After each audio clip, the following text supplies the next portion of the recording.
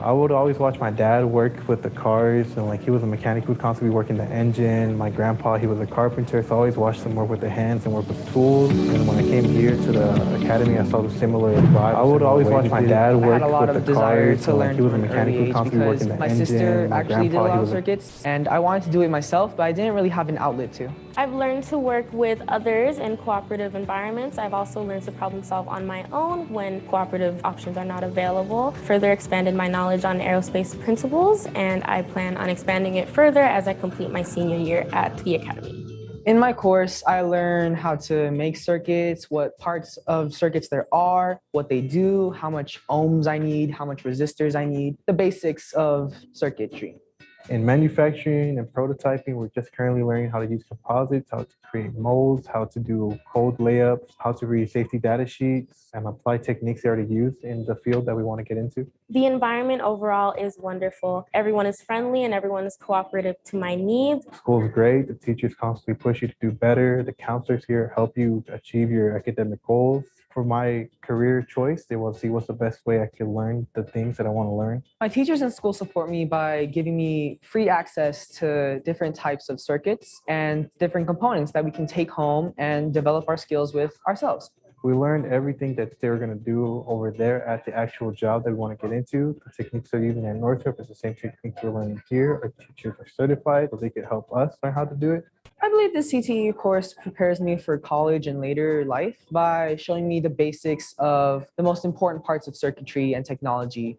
It gives me a wonderful curriculum of problem-solving material as well as the machinery I would use in my further career as an engineer. I feel without it, I would not be properly prepared for such a rigorous career. I would especially recommend this to anyone who is interested in the STEM-based fields. The environment is perfect and I wouldn't have it any other way. And you get a lot of rewards with them, and there's just nothing to lose with it other than gaining more skills and intelligence. We try to use everything to not just teach the physics, but we want the kids to see why and how it works. But some end up taking the things that we do in the class, some of the physics and the sciences, and they can bring them into the arts to just make anything that's in your imagination a reality. Once you understand that, a whole lot of your schooling will make so much more sense because you learn why you're learning all this stuff in school, not just what things are.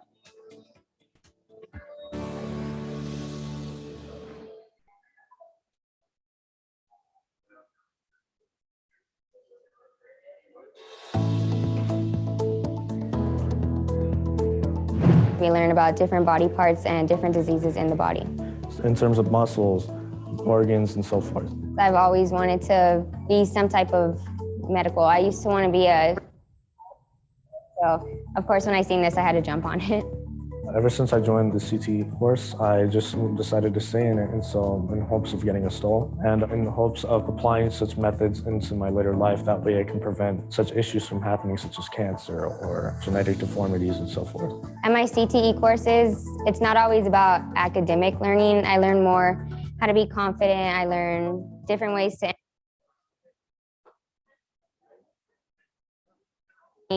more hands-on. And then of course I've learned a little bit on how to fight cancer, and then of course I've learned how to construct more of a prosthetic arm or any other form of prosthesis. My school, it supports me with the different electives that we have and different support systems like the counselors. When we ask questions, they're able to help us and support us, and they're able to work with us one-on-one or work with us in a group. That way we can resolve such problems. I selected this course because I believe that thanks to my sister, I would have a little bit more knowledge, and so I would kind of get a head start. I feel like the CTE courses bring responsibility to my life, and it brings deadlines because not everything is, oh, just get it done when you feel like it. The CTE courses help me see that there is deadlines and that it's not always how you want it, it's how it's going to go. So it teaches me a lot about responsibility and time management. I think that this program is actually really great. It's helped me so far, and it actually pushes me on forward in order to learn much more. And so it'll help me out a lot. And I feel like this is an incredible program.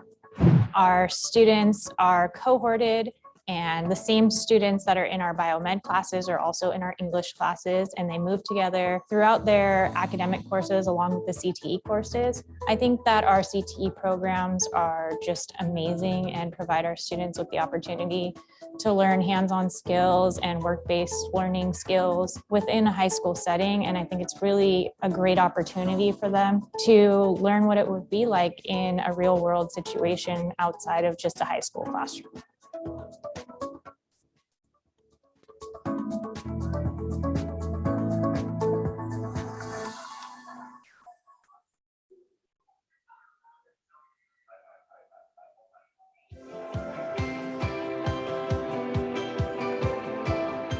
So when I was in elementary, I always wanted to be a doctor, or I thought I did. So this was just kind of helping me explore that interest.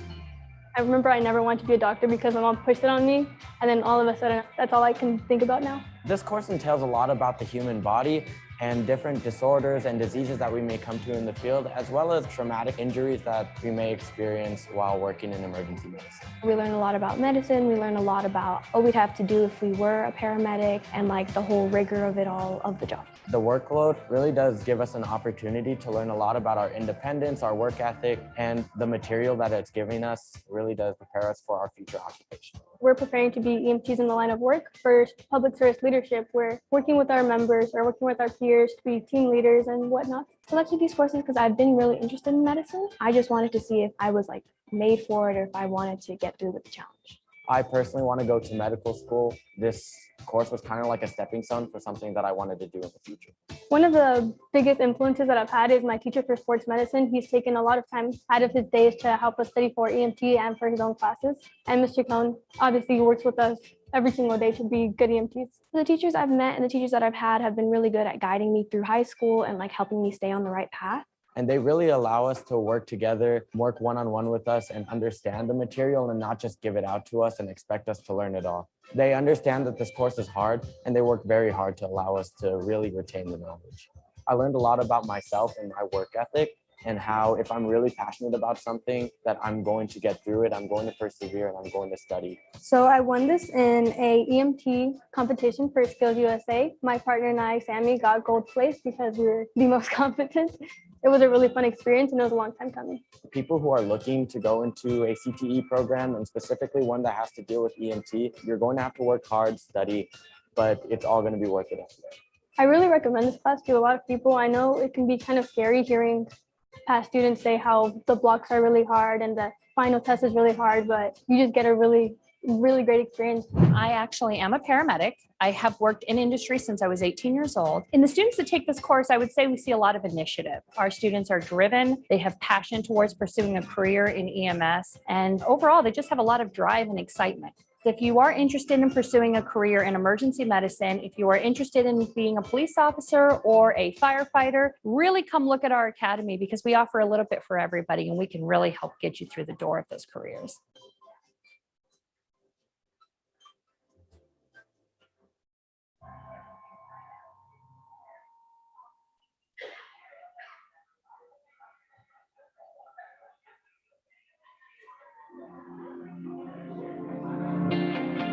When I was in middle school, I used to take STEM courses, and I got a little bit of a taste of maybe what I wanted to do, but I wasn't really sure yet. When I was younger, I actually did not have any interest in engineering whatsoever. But now that I'm in engineering, I got a lot of different aspects, and I think I know what I want to do with my future.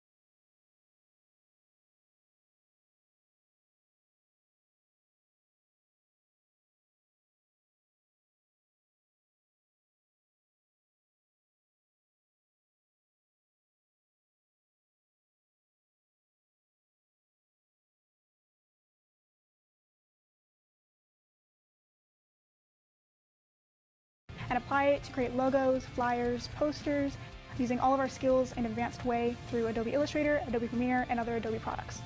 My teachers in school support me a lot. I think my teachers have taught me to never settle. Teachers here are nitpicky in the absolute best way, and the school obviously gives me the tools and the technology to really move forward with the best products in the workforce right now. So I think my school helps me a lot as well. I do recommend this course for future students because it really teaches you how to be creative and find who you want to be.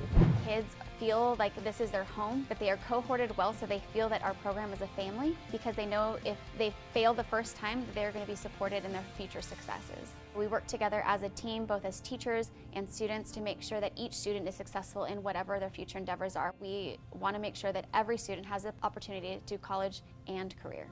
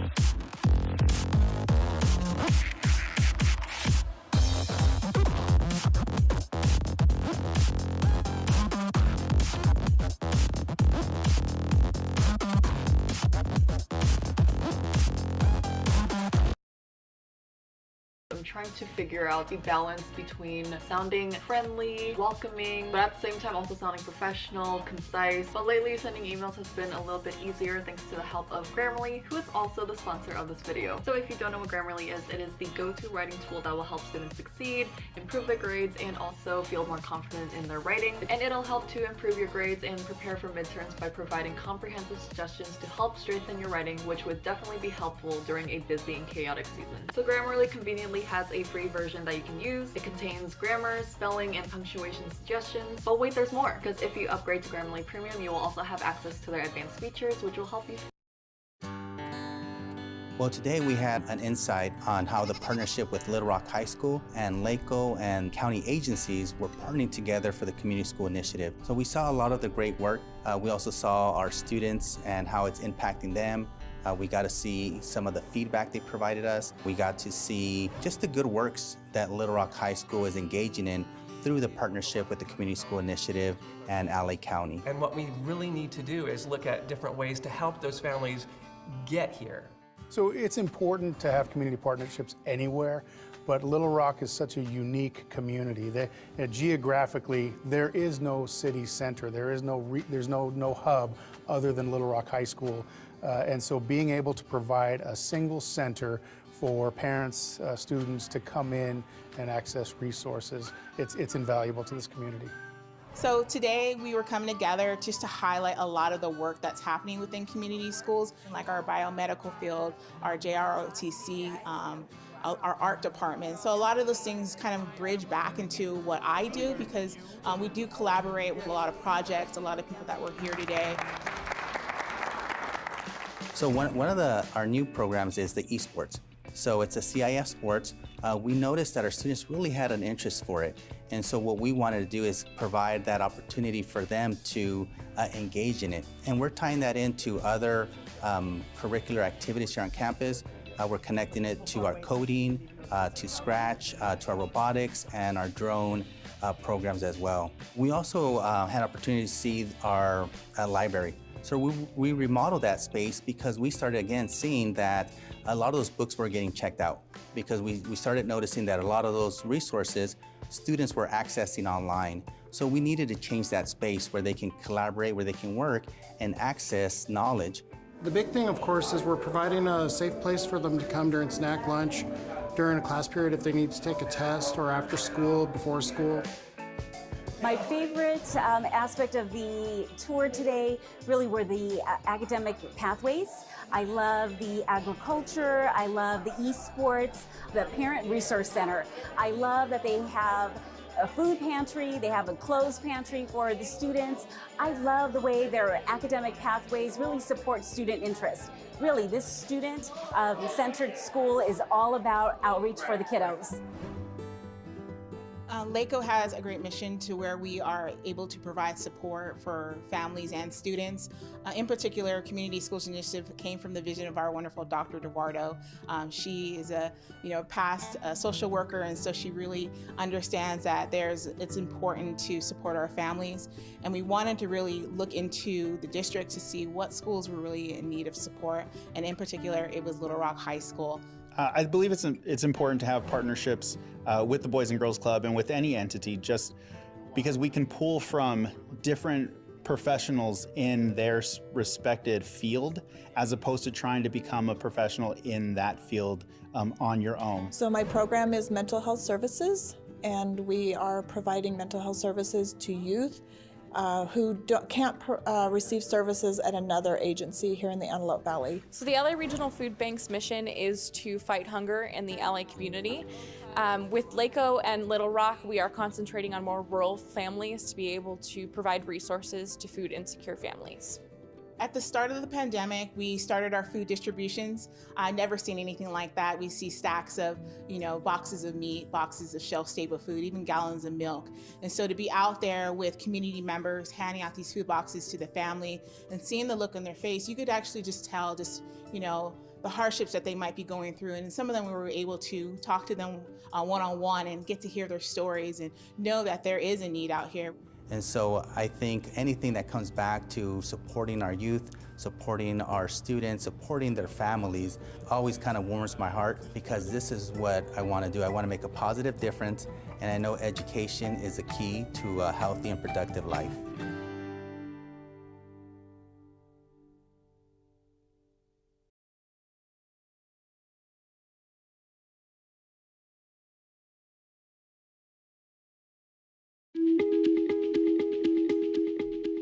In the AVUHSD, we are committed to developing a multi-tiered system of support for students. This framework is truly the foundation for equity in our district, ensuring that we have the structures and supports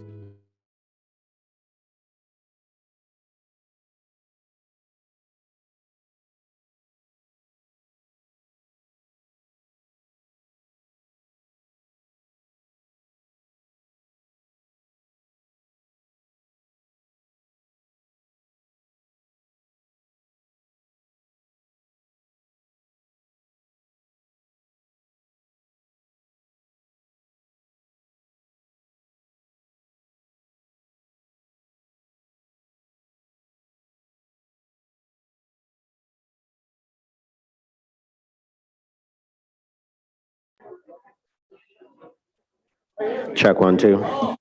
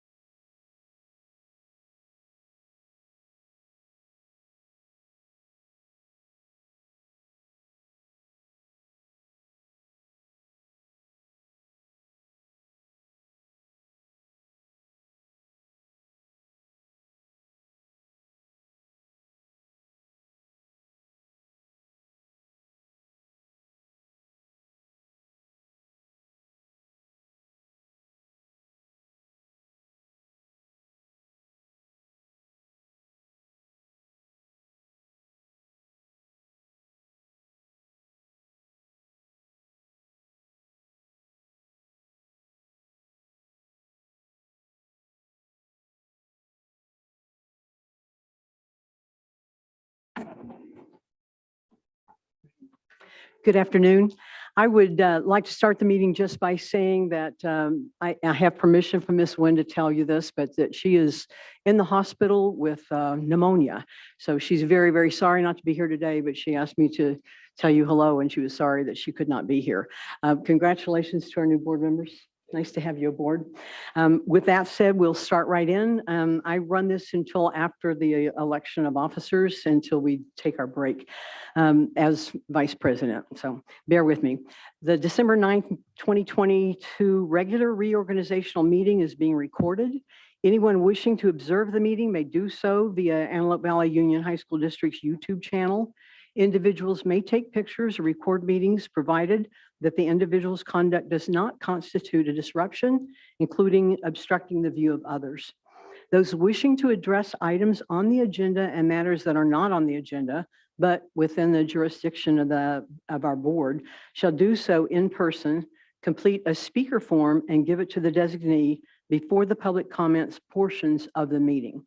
The speaker form must be given to Ms. Orozco. Ms. Orozco is right over there, before the board president chair announces the item. Once the item has been called, we no longer accept new cards. Ms. Orozco will call the individual's name to come up to the podium to provide their comments. Individual speakers are limited to 3 minutes each. A total time for public input on each item shall be limited to 20 minutes. Non-agendized items are limited to a total time of 20 minutes. Only one person is permitted to stand at the podium at a time, and no speaker may relinquish a time allotment to another speaker. The district encourages members of the public to attend board meetings and to address the board concerning any item on the agenda or within the board's jurisdiction. The board does not prohibit public criticism of its policies, procedures, programs, services, acts, or missions. Similarly, the board does not, speakers are cautioned that no person is immune from liability for making intentionally false or defamatory comments simply because those comments are made at a public meeting. Attendees are also reminded of the board's civility policy, Board Policy 1313. This policy requires that members of the district staff will treat parents and other members of the public with respect and expect the same in return. The district is committed to maintaining disruption-free board meetings. The board will not permit any disturbance or willful interruption of its board meetings. Persistent disruption by an individual or group are grounds to terminate the privilege of addressing the board. Persistent disruption by an individual shall be grounds for the board president to terminate the individual's privilege to address the board. The district promotes mutual respect, civility, and orderly conduct among district board members, district employees, parents, and the public. The district seeks public cooperation with this endeavor. We'll now do the roll call. This is new because we're all here. I don't know how to do this. Okay, Ms. Corona. Here. Here, and Mr. Hughes. Here. And Mr. Sanchez. Here. And I am here, Ms. McGrady, and Ms. Nguyen is absent. Our student board member is absent today. We will now do the Pledge of Allegiance. Mr. Sanchez, would you lead us in that? Sounds good. Can we please stand for the Pledge of Allegiance? Hand over your right heart. Ready? Begin. I pledge allegiance to the flag of the United States of America and to the republic for which it stands, one nation, under God, indivisible, with liberty and justice for all. Thank you. Yep. Thank you.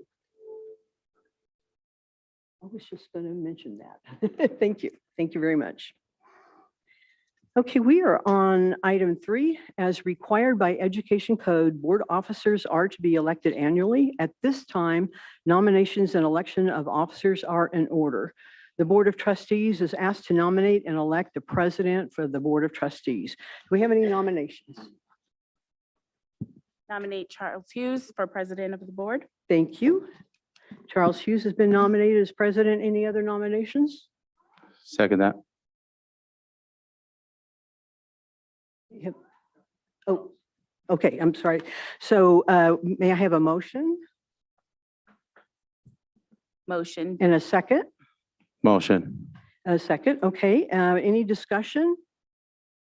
Hearing none, we'll take our vote, and we don't have to vote individually because we're here. So all of those in favor, say aye. Aye. All opposed? So that passes 4-0. And that's it. Okay. So yes, let's give them a hand. Our Board of Trustees is asked to nominate and elect the Vice President for the Board of Trustees. We'll open for nominations. I nominate Miss Corona. Okay, Ms. Corona has been nominated. Any other nominations? Hearing none, may I have a motion? Motion. Mr. Hughes, thank you. A second? Motion. Okay, any discussion? Hearing none, we'll call for the vote. And the board, how do you vote? All in favor? Say aye. Aye. Aye. Aye. Any opposed? So that passes 4-0. We will now go to the election of officers. Oh, yes, thank you. Thank you. You got to keep me on target here.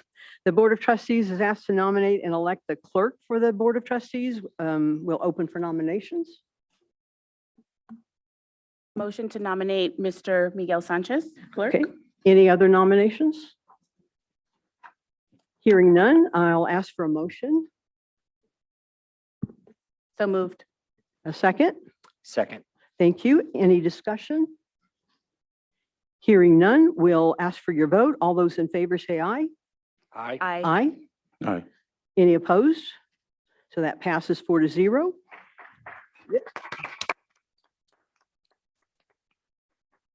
So if you're following along, we are on E. The Board of Trustees is asked to adopt the yearly calendar specifying date, time, and place of each regular meeting through December 2023. May I have a motion? I make a motion that we table this item. Okay, so do I take a second and then do we need to vote on it to table it? Okay, so then I need a second. Second. Okay, and this is, we're voting to table this item. Okay, so all those in favor, say aye. Discussion. Okay, do you have discussion? Basically, the issue is we need to, I don't think all of us are on the same page on this date. We, as the new elected board members, didn't really get much input into the dates. And I would like to talk about this at another time where we can really discuss the actual dates. Okay, so we would need to set like a work study time to do that, or what would we do? We can leave it as tabled and then schedule a time to meet. I do have another draft of a calendar if the board would like to take a look at that now. It's still possible. If you want to take a look at it, we can discuss some of the meetings. And then I would also like to set a solid meeting date for January. Then we can adopt another calendar then. So I'll pass this to the board. Mr. Nehan, if it would please the board, we could potentially just go ahead and set another date and have that discussed. Would that be appropriate? That'd be appropriate, sure. We could set a, okay, so I will make a motion. Well, we have to finish this So one we have, first. so Go we ahead. need to take a vote on that. So we have, did we get yes, we got a motion, a second, and we've had discussion. So all those in favor of tabling it, say aye. Aye. Aye. Opposed? Okay, so we will table it, but we do need to try to set a date for our January meeting. Yes. Okay, Based on the winter holiday and the majority of staff being out the first week of January, I would propose January 19th as the next regular meeting date, and we can solidify a calendar beyond that at that meeting. on the Thursday rather than Wednesday, or? That's okay. correct. So board, how do you feel? So second. do we need to vote on this, or can this be a consensus? Was that the 19th, Mr. Nehan? Beg your pardon? Was that the 19th of That's January? correct. That is the 19th of January. I make a motion that we set the next meeting for January 19th at 4 o'clock. Does 4 o'clock work for everybody? No. 5. Okay.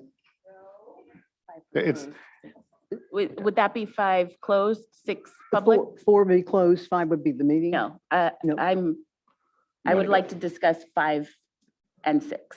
Okay, I'm good with that. I'll amend my motion. 5 p.m. start time? Correct. Okay, so we've had a motion to put it on January 19th at 5 5 o'clock. o'clock. And do I have a second for that? Second that.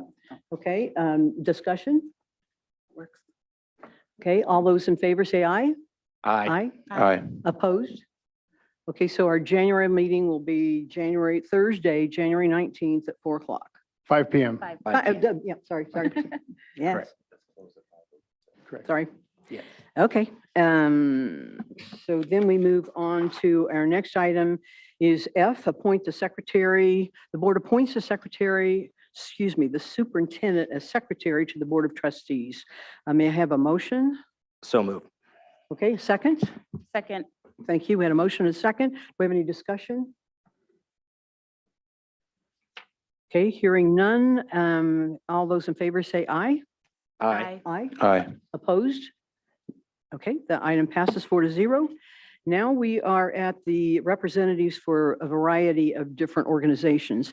We are on G. The Board of Trustees is asked to select a representative to the Los Angeles County School Trustees Association. Do we have a nomination? Charles Hughes for representative of LA County School Trustees Association. Okay, any other nominations? Hearing none, we'll ask for a motion. So moved. A second? Second. Any discussion? So having a motion and a second, we'll call for the vote. All those in favor say aye. Aye. Aye. Aye. Opposed? So the item passes 4-0. We on H are selecting a representative to the Los Angeles County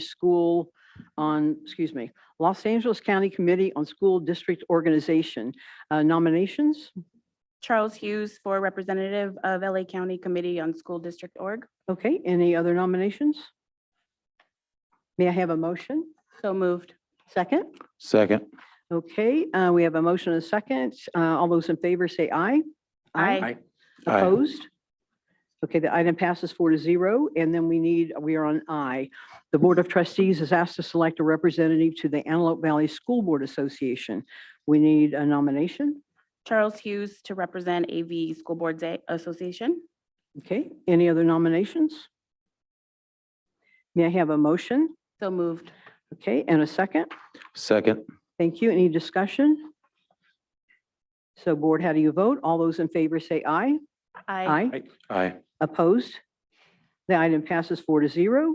And finally, we are on J, representative for the Antelope Valley School Transportation Agency. So we need a nomination. Nominate Mr. Hughes, AVTA, AVSTA. Mr. Hughes, any other nominations? May I have a motion So moved. and a second? Second. Any discussion? All those in favor say aye. Aye. Aye. All those opposed? So that passes with a 4-0. Thank you very much. We got that taken care of fairly quickly. The public is invited to join the board in a reception for Carla Corona, Charles Hughes, and Miguel Sanchez for about 15 minutes or so. We'll see how long it takes us all to get through. I believe we're right across the hall into the, excuse me. go That's ahead. correct. There's cake and I believe waters in the cafe right across the hall. Okay, so we will take about a 15-minute break. Please join us for cake and some refreshment and a chance to congratulate our new members. Thank you. We'll be back. Awesome.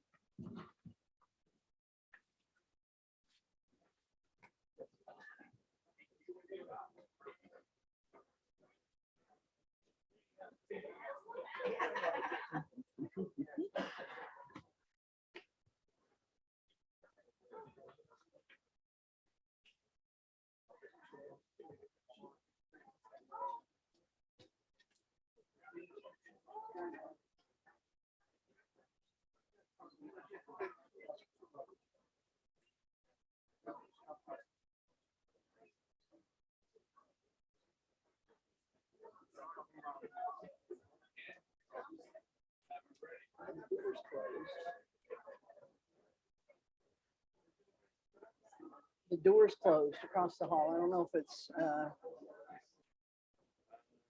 don't know who that would be to.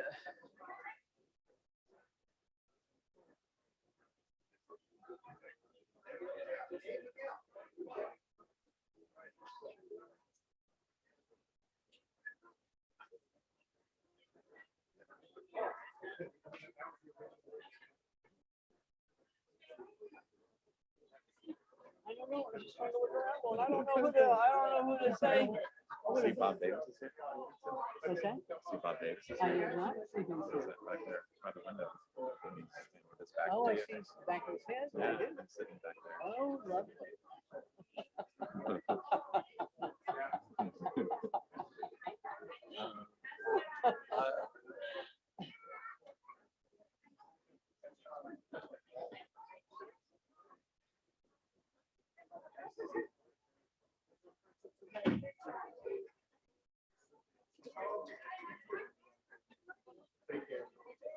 So the door is closed. I don't know if it's locked, but I don't know who would be in charge of that. Chris. Oh, to get in that get into way. the Yeah, we cafeteria. can prop Yeah. that up. Okay. Good job. Very well Thank done. you, thank you. And now, it looks like you got some free time. I do. So are we changing the seats around? Yeah. So where we So move you're or? going to be here with me. Okay. So you'll be with the student board member. Okay. And then right I'll be here. here. Okay, Yeah. perfect. All right.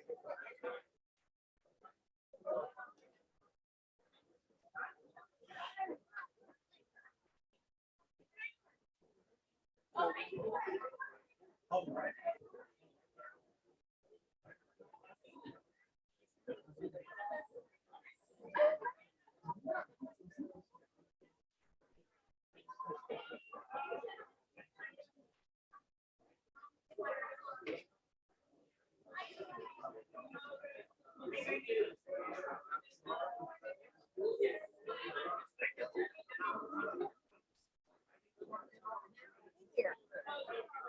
How are you? You look very pretty. That blue's good on you. A couple of days. She texted me this morning and said she had a really rough night.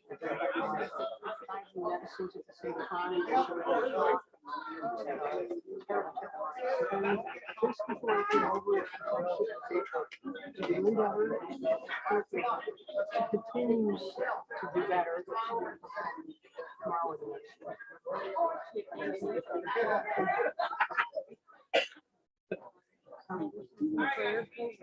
Okay, I will tell her. I will tell her that. She felt really bad about not being here. She sounded terrible. Yeah, I mean, it's like, oh my gosh. She said, just don't worry about it. No, it's right here. It's going to be nothing's going to change. What just happened, so it doesn't matter if she's it's just fine, you know. So we just need to get her well now. Yeah. You know,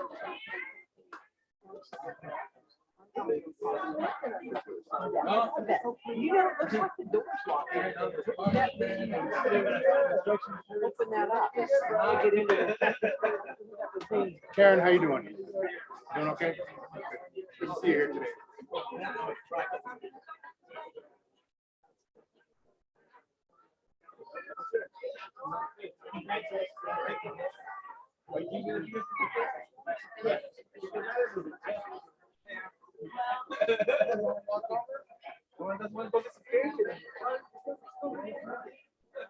See, I haven't seen anybody go in, so it made me think it's locked. Oh, did you? Okay. All right. Never mind. Okay. And it goes from this door, you can get in as well. Okay. Oh, okay. Okay. Oh, I saw people go over there and then come back in. I thought, okay.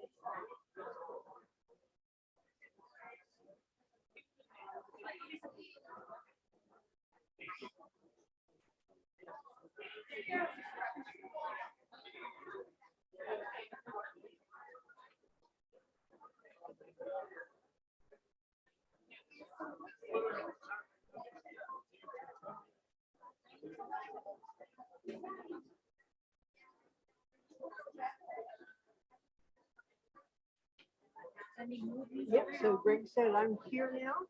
Okay.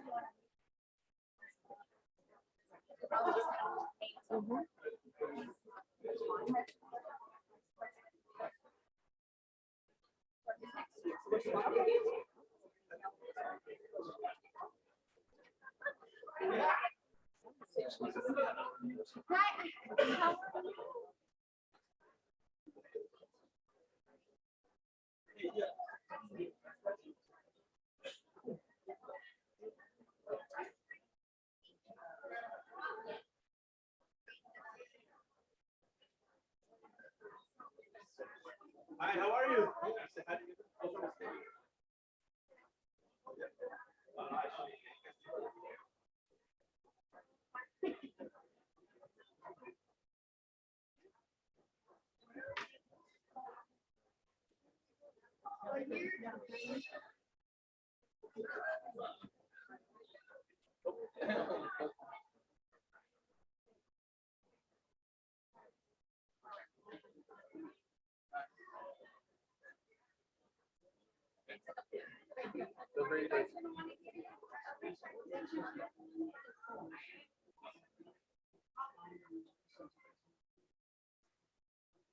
Don't need it to me no more. Everybody wants you.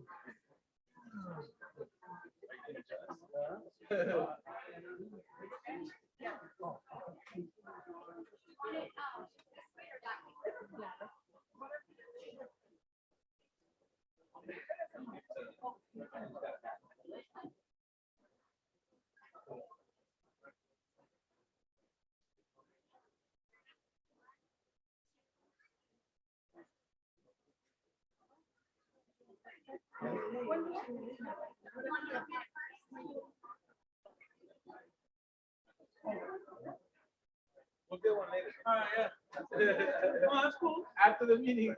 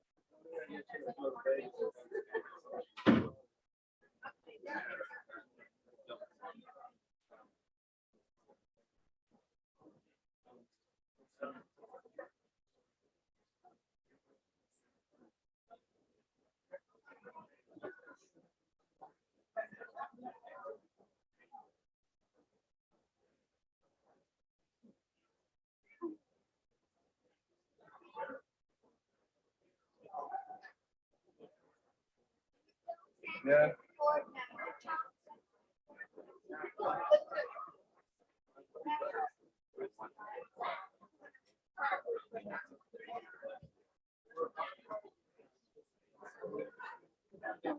Yeah, yeah.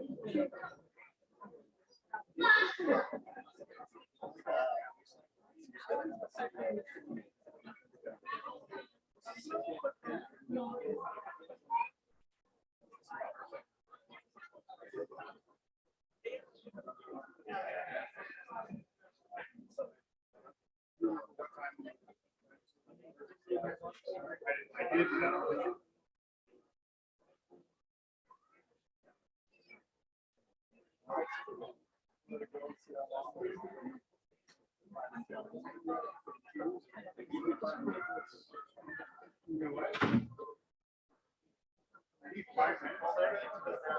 Yeah, of course. That's the way it works.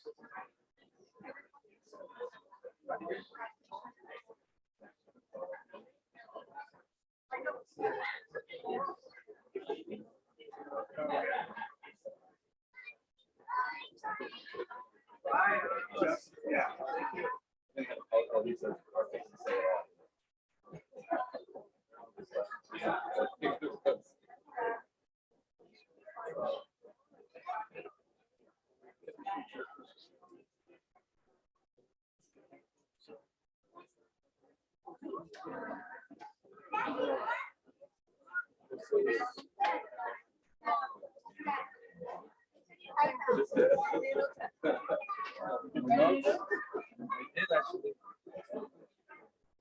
I put down.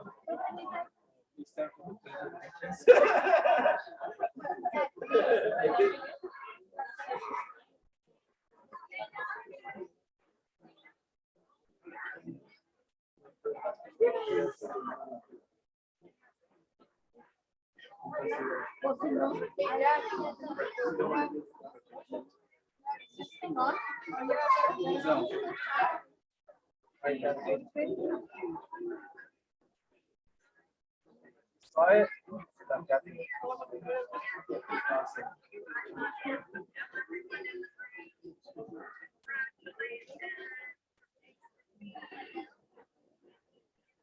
Thank you, everybody. Thank you. Thank you. I will do. Will do. Be safe, guys.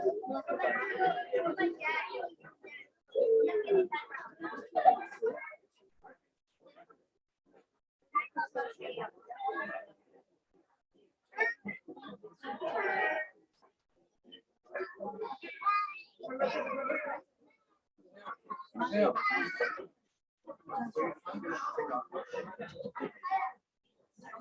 No, that's why I was telling my posters.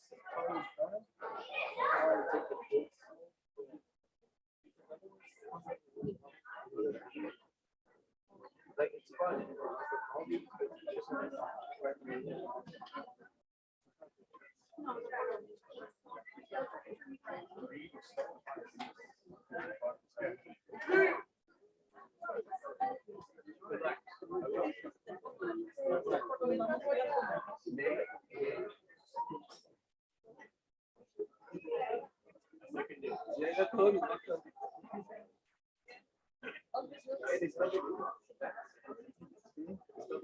You think? Oh, I thought it was a W. Yeah, yeah. I thought it was a W. I was like, this one six. Yeah.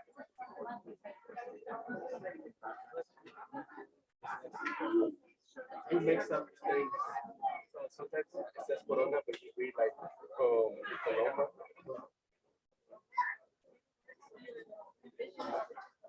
Some people have it's a big deal. Big yeah.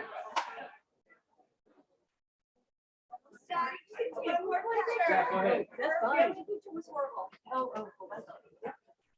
I scooted over so I wouldn't be in the picture. Oh, there you go.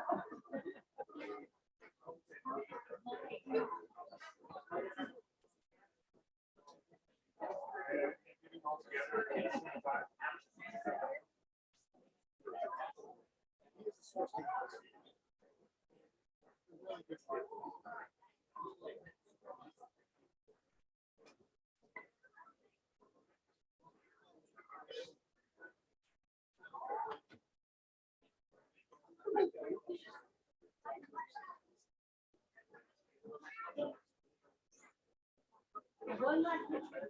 Sorry.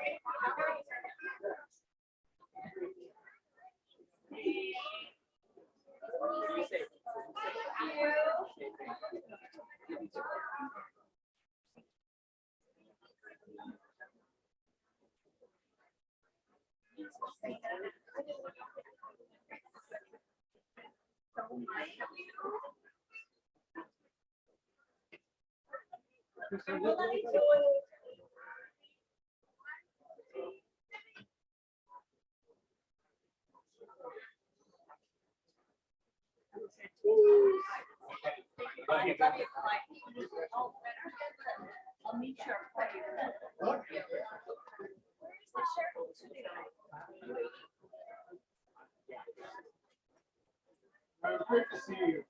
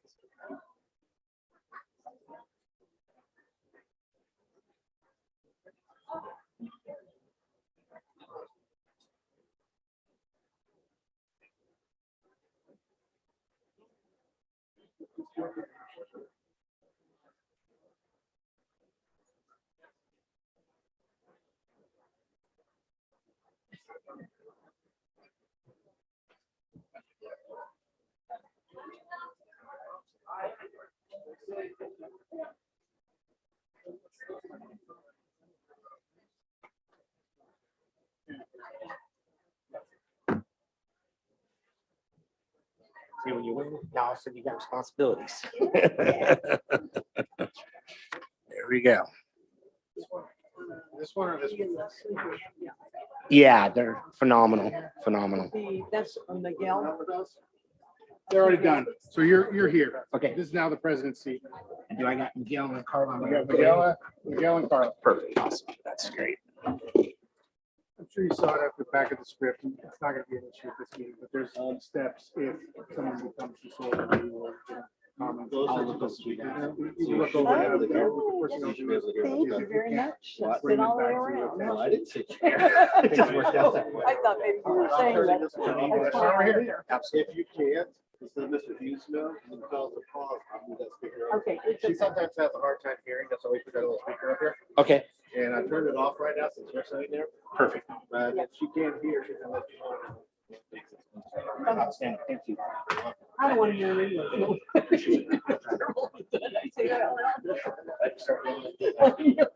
Sorry, I'll be used to it. It's par for the course. Sticks and stones, Yeah. It's kind of like it's one of those things. Yeah. I came from here. Yeah. I make a mistake, nobody's gonna. You kind of stiffen up, get a shell on you.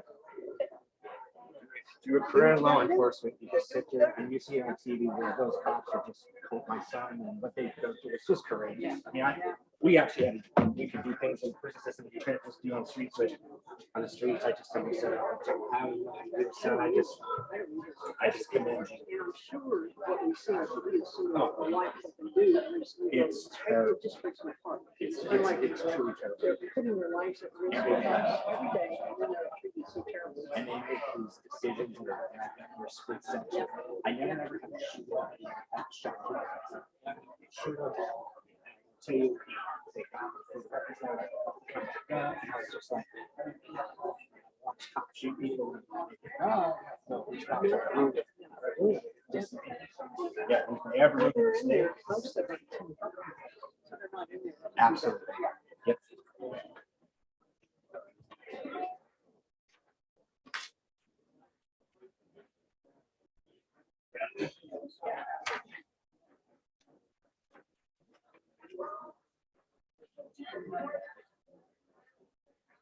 We have a, always 10:30 is like the latest. 10:30. I know some start at 6.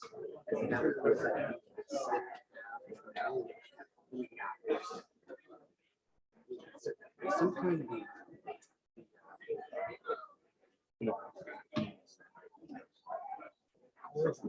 Well, okay, so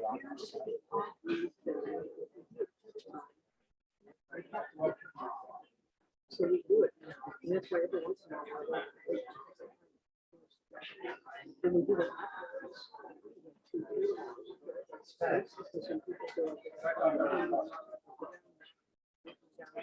And so, in my opinion, the years I've been over there, few years ago, sometimes, it's great. No, no. What do you think about two?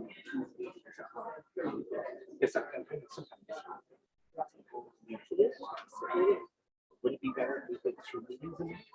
Because there's a lot of business.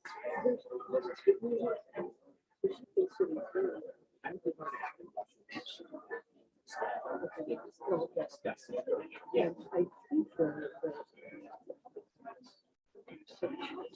not the most. It depends on.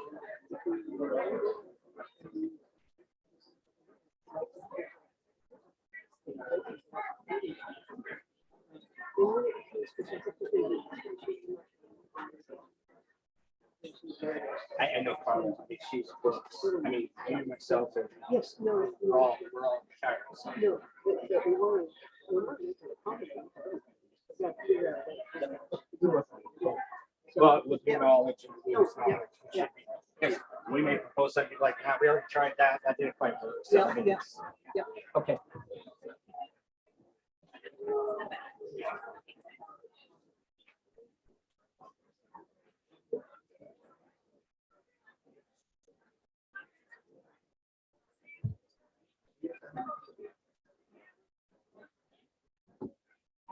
When you call them back, you're ready to go. Whenever you're ready, just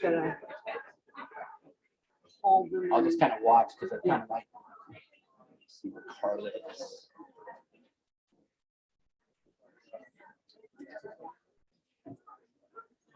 Do you see Carla? I don't see her. Oh, yes. She's right at the very back of the room on the left side.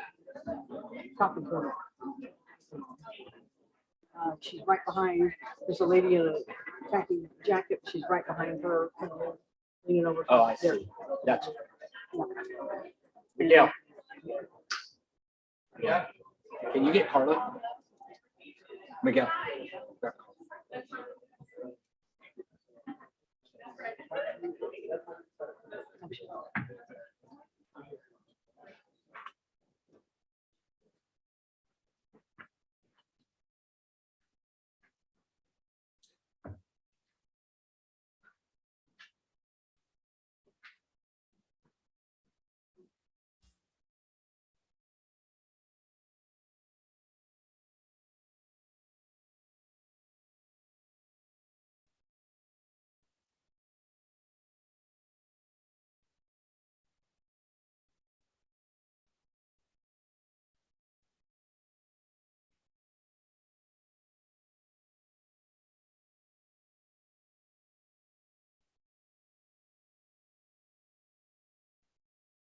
Carla, you're on my right. Move your stuff over there. Sounds good. Okay.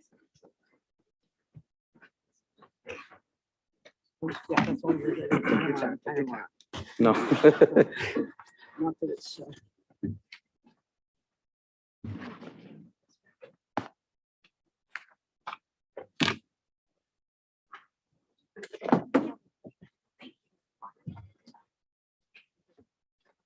Good there. Yeah.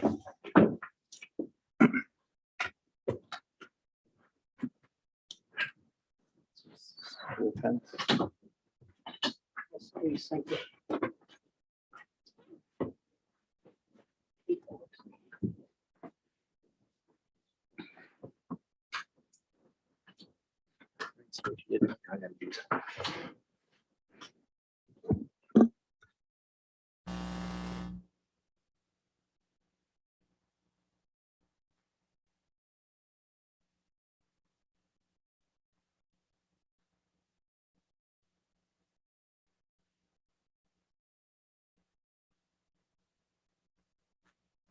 Yeah, motion for the Pinko meeting. I got a motion from Ms. McGrady. Can I get a second? Second from Ms. Corona. A discussion? Seeing none. Vote. All those in favor say aye. Opposed say nay. Seeing none, so moved.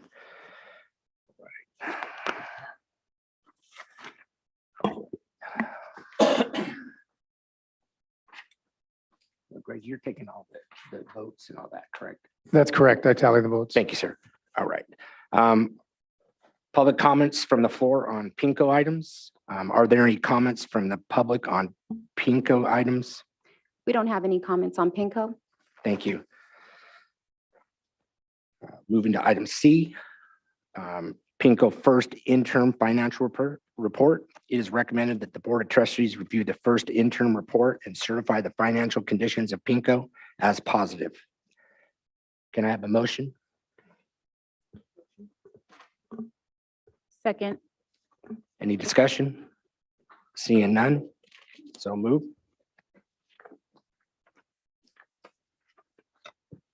Item D. Mr. Hughes, we need a vote on that. You had a first and a second, but we need a vote. Oh, no, we did not vote. All those in favor say aye. I thought I said that. Aye.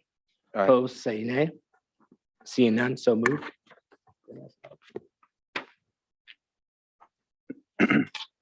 Right. Item D, resolution number 2022-23-13, certification of signatures, PINCO. It is recommended that the Board of Trustees adopt resolution number 2022-23-13, certifications of signatures. May I have a motion? Motion. Second, Second.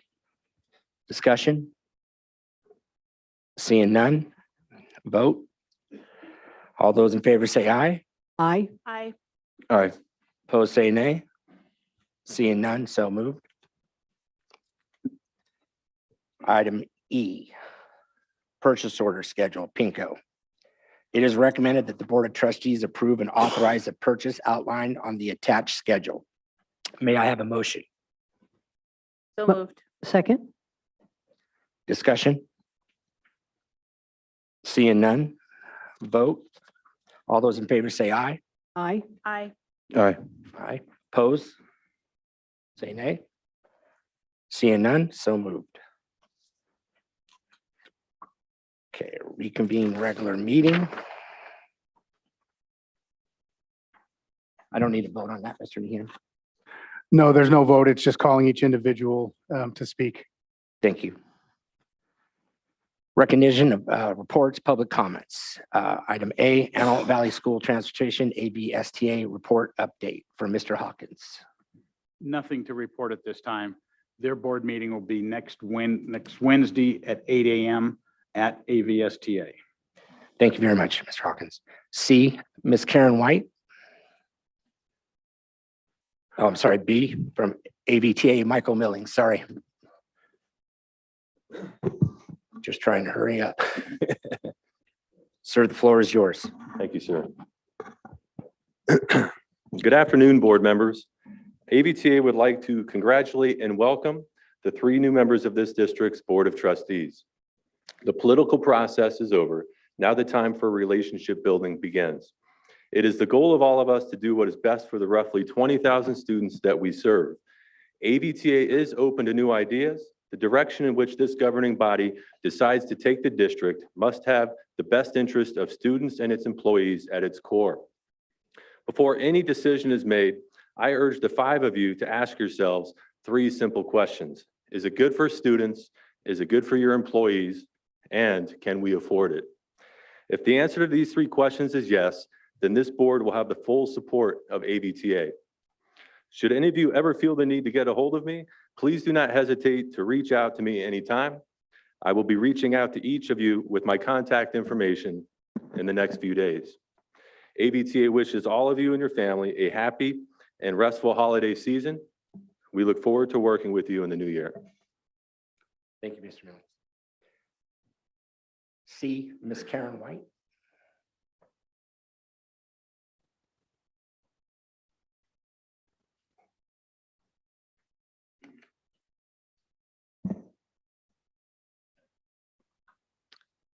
Good afternoon, Board President, Mr. Hughes, board members, and our board cabinet, Mr. Nehan, Mr. Furno, and of course, Ms. Roscoe. Congratulations to our new board officers. I know that we are out in just a few more weeks of 2022, and we're all looking forward to 2023 and the possibilities that this year holds for our students, our district programs, and our staff and community. We've got a lot of good things on the horizon. We want to thank our employees in the payroll department because with their endeavors, we're looking forward to our bonus checks next week and just in time for the winter break and holiday season. In the words of the CSEA Vice President Kyle Frazier, everyone loves a present. And this is a great present as we begin to close the year. I would also like to extend my thanks to Kyle as he stepped up to work with our members and with Mr. Ramos and other members that needed his assistance in my absence. I know he's been busily addressing a whole bunch of issues with this past few weeks. We'd also like to thank the district again for our current MOU for the reclassification reviews. And we're looking forward to presenting some of those applications in here shortly.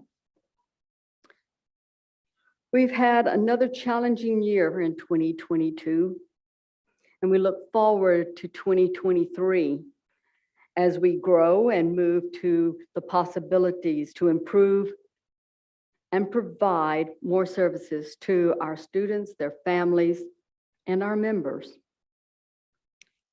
CSEA hopes that our holiday season as it approaches, we can all be grateful for the many blessings we have surrounding us. And I pray that these will increase in 2023. Congratulations again, Carla, Charles, Miguel. And we hope to be able to work with you in the future. Please have a safe, a blessed Christmas with your families and a new year that surpasses any of your expectations. Thank you. Thank you, Ms. White. Public comments from the floor for agendized items. Are there any comments from the public on agendized items? Yes, we have 5. The public is invited to address the board on any agenda item. To address an item on the agenda, speaker forms must be given to the designee before the board president announces this item. Individual speakers are limited to 3 minutes each, and a total time for public input on each item shall be limited to 20 minutes. Only one person is permitted to stand at the podium at a time. No speaker may relinquish a time allotment to another speaker. During public comments, the board listens to concerns and issues. The board may ask questions for purpose of clarification. The law prohibits the board from entering into a dialogue with the public or taking actions on items not on the agenda. Our first speaker, Vivian, on item 3A.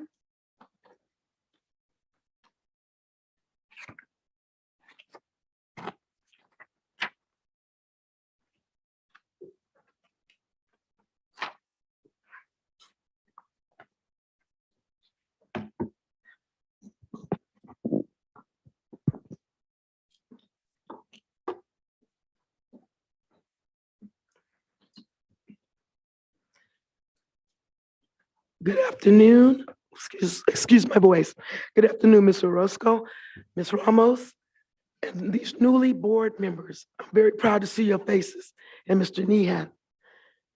I'm here today as a parent just looking at how this went down today, because when I came in 2020 and 2019 to see how this whole system worked, didn't know how people got elected and how it happened. I'm just shocked and amazed that it's almost like a presidential election, what you all went through, and you deserve that. You deserve that if you really are coming here to make a difference.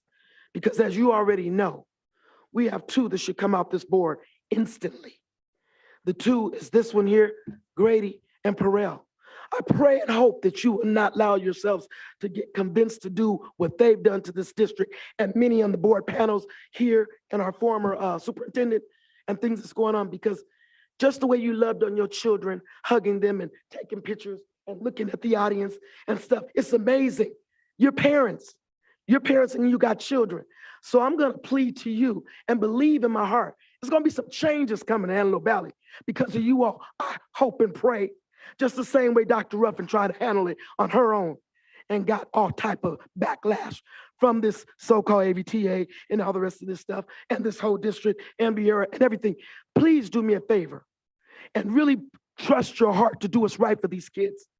I got kids that were called niggers, go out and play like some niggas on Coach Highland's basketball team by a coach. They still ain't got rid of him. He come in here and tell their butts off in here, and this one here, they still. And they try to sue me for $20,000. Stockdale and Hunt and some of these same people up here help condone this mess. Please don't let our black and brown kids suffer through what this district knows has been a racist community forever. And I'm not going to say differently because we know what time it is.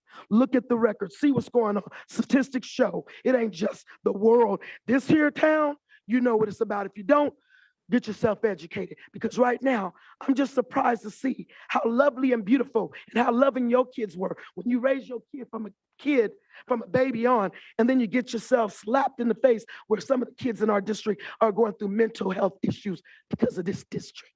Still are. And they show these little screens like they're doing something, but they're not for our kids. You all know what time it is, and if you don't, get yourself educated, because this one here talking about civility. 30 seconds. This one here talking about civility. She and Perel both got a big old target practice on Dr. Victoria Ruffin, Bob Davis, and Perel to show them they wanted to recall them. But on their Facebook page, guess what they got? Just the one circle with one line. But on the target practice that they wore at our board meeting, they're dirty. I'm praying on you all because we need it. We got a few on this board here that are acting right. Go with your conscience, which is right for your kids, if they're your kids. Thank Eugene you, ma'am. Hernandez. Anyone else? Eugene Hernandez. Oh. Item 7B, sorry. Eugene Hernandez, Green Party. Mike Mullins from the AVTA made a presentation here regarding that they're doing the best they can for transportation. But I challenge that because in 20 years and more that I have lived here, there has been no good improvements to the bus stops that students have to take. There's some bus stops without a bench. There's no protection from the element. Out of a Yelp rating of 15, the AVTA only gets 1 point because they have not used the billions of dollars they have received from Build Back Better and the state to hire more bus drivers, to buy more buses, and to create more routes. This is a disgrace to our students, and the board here should urge them to make these reforms. Build better bus stops, buy more buses, train more drivers, and to have a more efficient system so that students can travel wherever they want to in the Antelope Valley. It's far too long that they have not done a single thing of improvement. So despite all the money they have, they're a failure in transportation. Thank you very much. Thank you, sir. Lindsay Appel, 10C.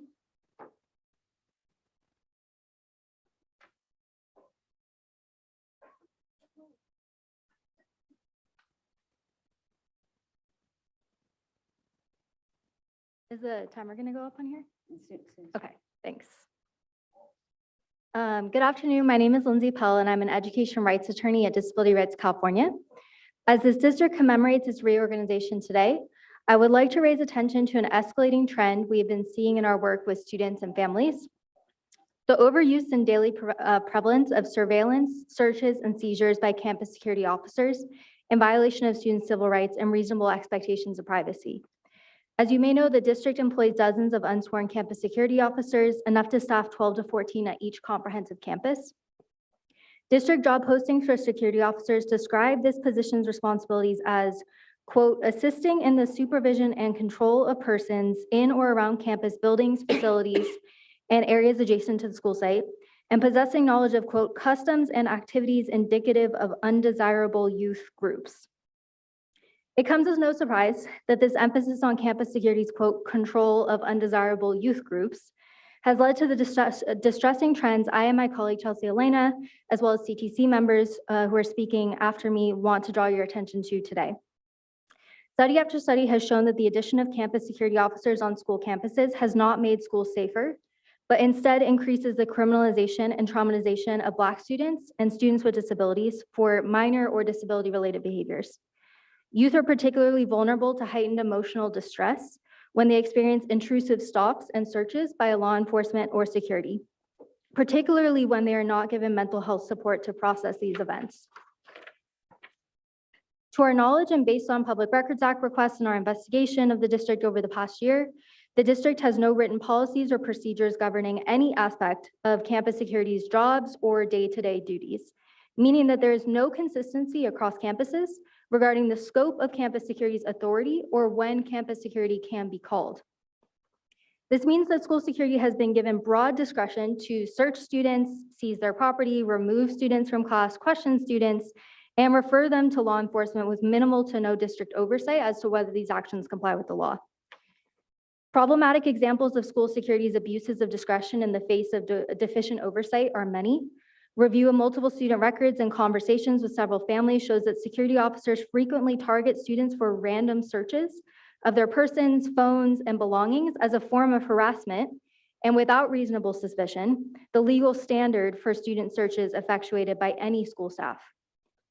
30 Students seconds. report being called out of class daily or multiple times a week for meritless searches, being followed into restrooms alone for meritless searches, or being pulled into empty classrooms for meritless searches. Students also report that security will then misrepresent the reasons for the search to administrators or law enforcement in written documentation. This practice not only violates Supreme Court cases, but also goes against the district's own administrative regulation 5145.12, which reiterates that searches by district employees can only occur if there's reasonable suspicion of a law or rule violation. Thank you. Thank you. Raquel Derfler, 10C.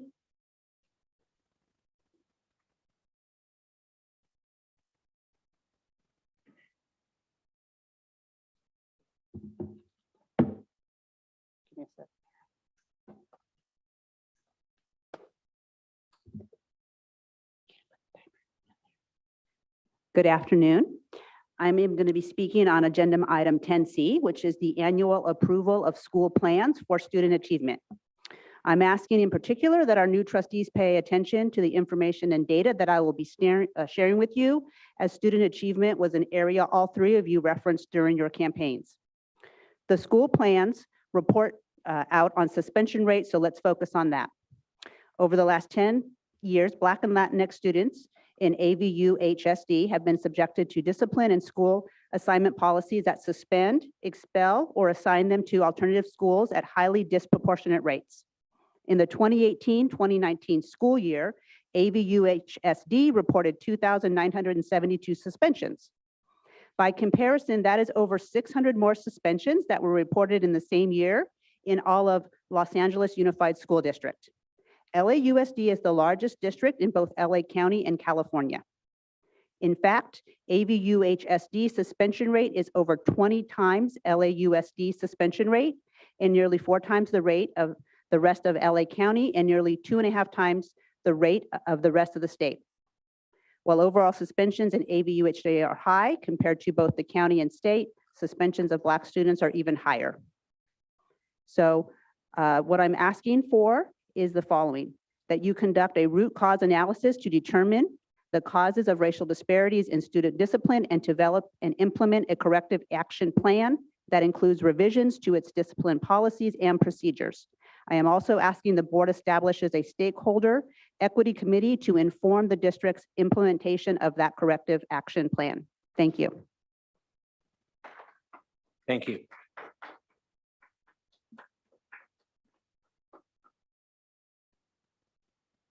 Chelsea Helena, 10C.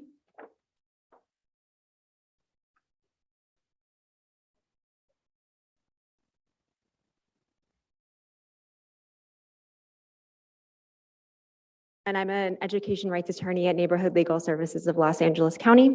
As my colleague Lindsay Appel stated, the district's campuses are plagued by a highly punitive culture that over-relies on campus security to address minor or disability-related behaviors. Overreaches on the part of security to the due to the largely unmitigated discretion it receives from the district and school site administrators have led to improper and illegal searches, seizures, and surveillance techniques that are commonplace and independently verified by multiple AVUHSD students and families. Campus security's unjustified and improperly executed searches are not only humiliating, necessary and harmful for students, but they also frequently escalate students, particularly students with disabilities. Students report feeling violated, targeted, followed, and harassed by campus security, whose parents say they are not equipped or trained to de-escalate student behaviors. One such family shared that a security officer restrained their student with disabilities after following him across campus to attempt to get the student to submit to an unnecessary search and questioning. When the student refused, the security guard began insulting and shaming him, which led to the student trying to run away. When the security guard caught up to him in his golf cart, the security guard restrained the student, pinned him against the golf cart, and referred the student to law enforcement and administration for disciplinary proceedings. This is just one of many examples we have heard where students are harassed by security to the point where they act out in defiance, causing them to be excluded from class for behaviors that are manifestations of their disabilities, referred for disciplinary reasons, or referred to law enforcement for arrest and citation. Because security officers do not receive adequate training in de-escalation, child development, or disability-related behaviors, encounters with students that could be more effectively handled by education or mental health professionals instead lead to the exclusion and criminalization of the district's most vulnerable students. In fact, the district does not even ensure that security staff comply with the minimal training requirements in place. For instance, in the most recent year, the district reported security staff failed to complete nearly half of the required training modules for almost 2 years after they were due. In light of this dearth of training, the fact that the district's campus security positions explicitly permit security staff to use physical force, including on students with disabilities, quote, to the extent reasonably necessary to maintain order, even where there is, quote, no clear and present danger of serious physical 30 harm to the seconds. student or others, is especially disturbing. Another alarming overreach on the part of campus security is that students and families have reported that some security officers are making fake Instagram and other social media accounts to monitor students out of school and weekend online activity. Students have been then disciplined for their out of school social media postings because they were tricked into permitting security to view them. This flies in the face of the education code and is just frankly creepy. Thank you for your time. Thank you. That concludes all agendized items.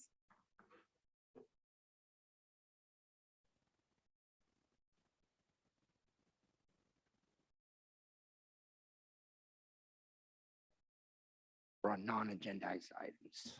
Yes, we have 8 comments. All right, thank you. The public is invited to address the board on any matter not on the agenda that is within the jurisdiction of the board. To address an item not on the agenda, speaker forms must be given to the designee before the board president announces this item. Individual speakers are limited to 3 minutes each, and a total time of public input shall be limited to 20 minutes. Only one person is permitted to stand at the podium at a time. No speaker may relinquish a time allotment to another speaker.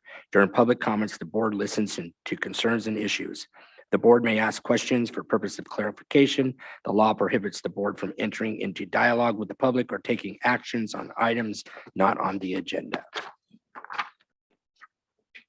Eugene Hernandez on the sheriff contract.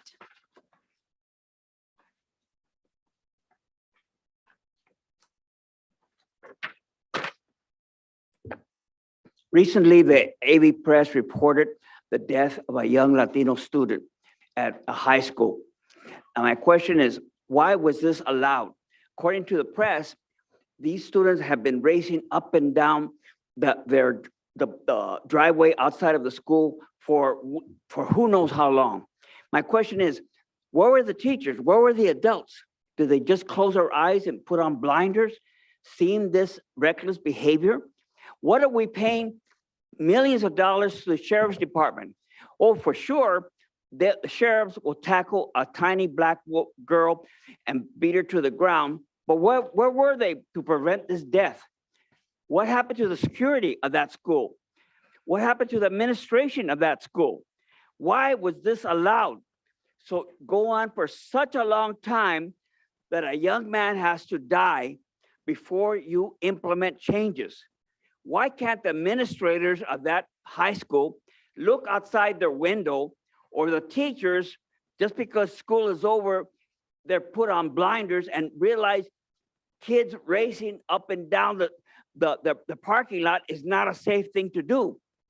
This parent should sue the school district for their unnecessary death of this young Latino student.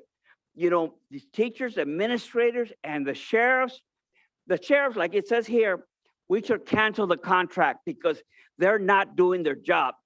We're spending millions of dollars for them, only for them to use brutal and unlawful tactics. This is an example of a waste of public money. I demand that you cancel the contract with the sheriffs and implement private security. Thank you very much. Thank you. Diana Padilla, Parental Engagement.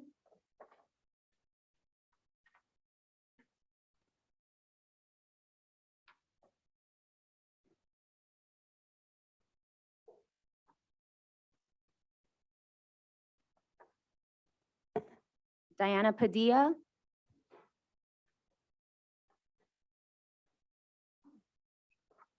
Okay. Vivian, for Civility and Students.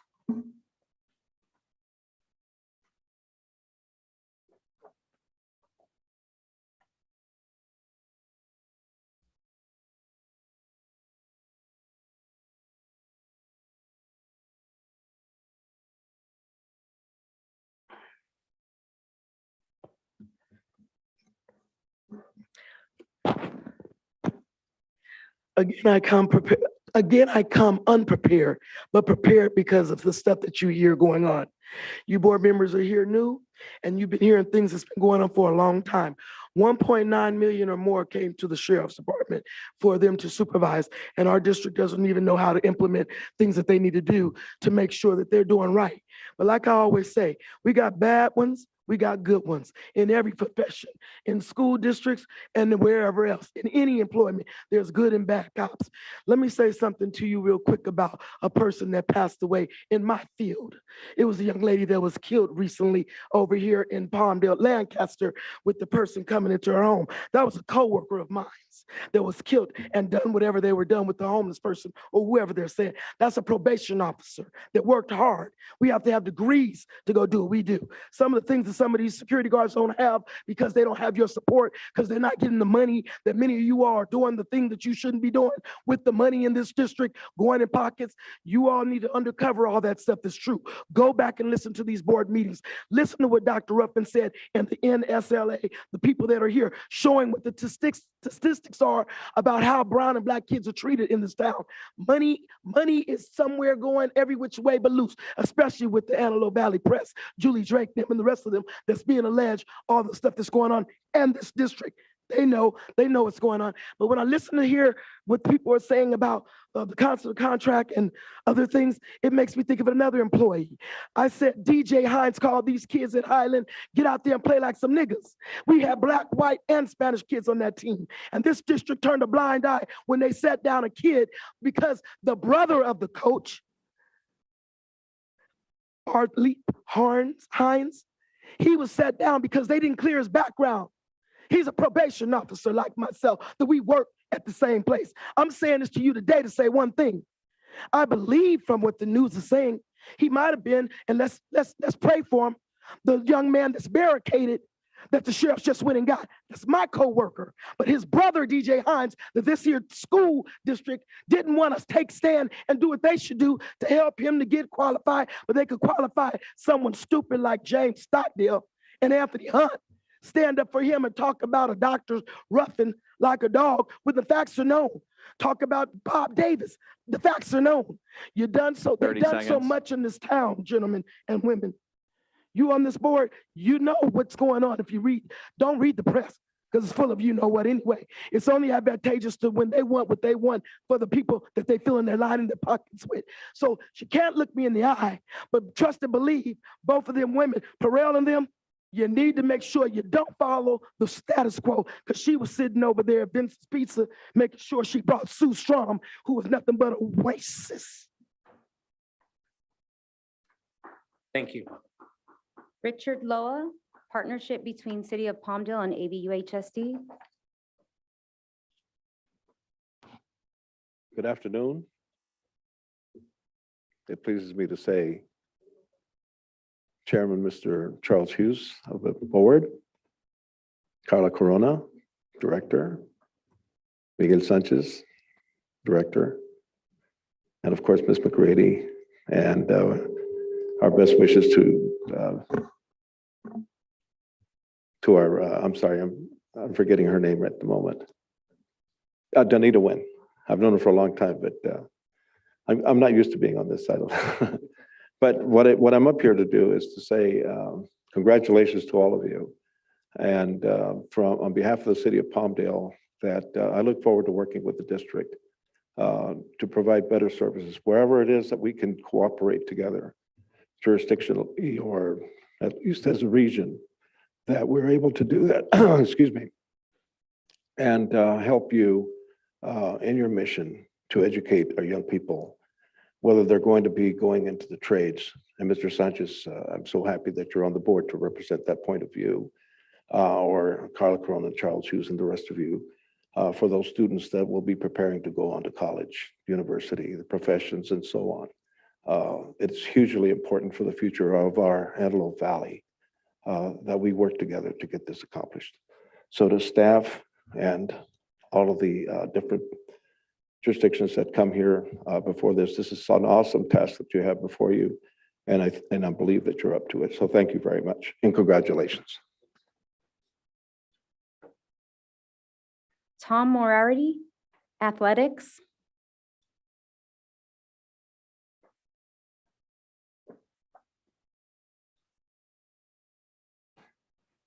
Good afternoon, board. First, I want to congratulate the 3 new members to your positions. And I'm coming in to speak about athletics in this school district. My son will be going to Quartz Hills next year. He is a cross-country runner. He was 2nd place in the middle school championships. And I've been involved with school districts, coaching and stuff since my running days. And in the Antelope Valley, athletes from the sports don't get PE credit. And it's just an after-school sport. And I did a lot of research, and Santa Clarita School District is PE credit for athletics. LA Unified School District is PE credit. Burbank, Glendale, I mean, you can go on. And I kind of did a national search, and I would say 65% of the schools that I got response from, they get PE credit. And I had one gentleman respond back that, his school district didn't. It was like here, that they had, and here they're doing an after-school sport, and then they have to do a PE class also. And he said, I have 20 kids in my program. The 2 other are the rest of our league. It's different school districts. They get PE credit, and they've got 200 kids in their programs. And not every kid is going to get an academic scholarship. Being in part of athletics and it's another way to get into acceptance into colleges through athletics. And my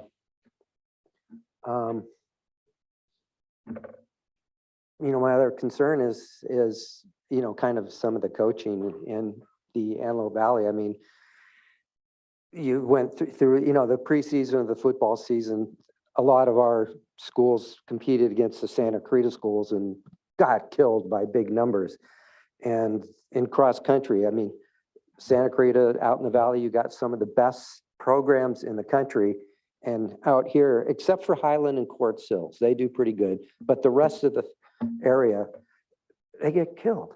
And, you know, a lot of 30 these- seconds. Okay, a lot of these coaches are just doing it to collect the stipend and they aren't putting anything into the programs. And that's a disservice to the kids to go on and get acceptance into other colleges and stuff. And my time's up. I'd love to talk to you more about it, but that's it for now. It's just, we need to become athletic, have PE credit for the school, and especially where after school is so late now and stuff. Time. I mean, schools are out at 3:45 and. Thank you. Thank you. Lori Walker, Community Partnerships.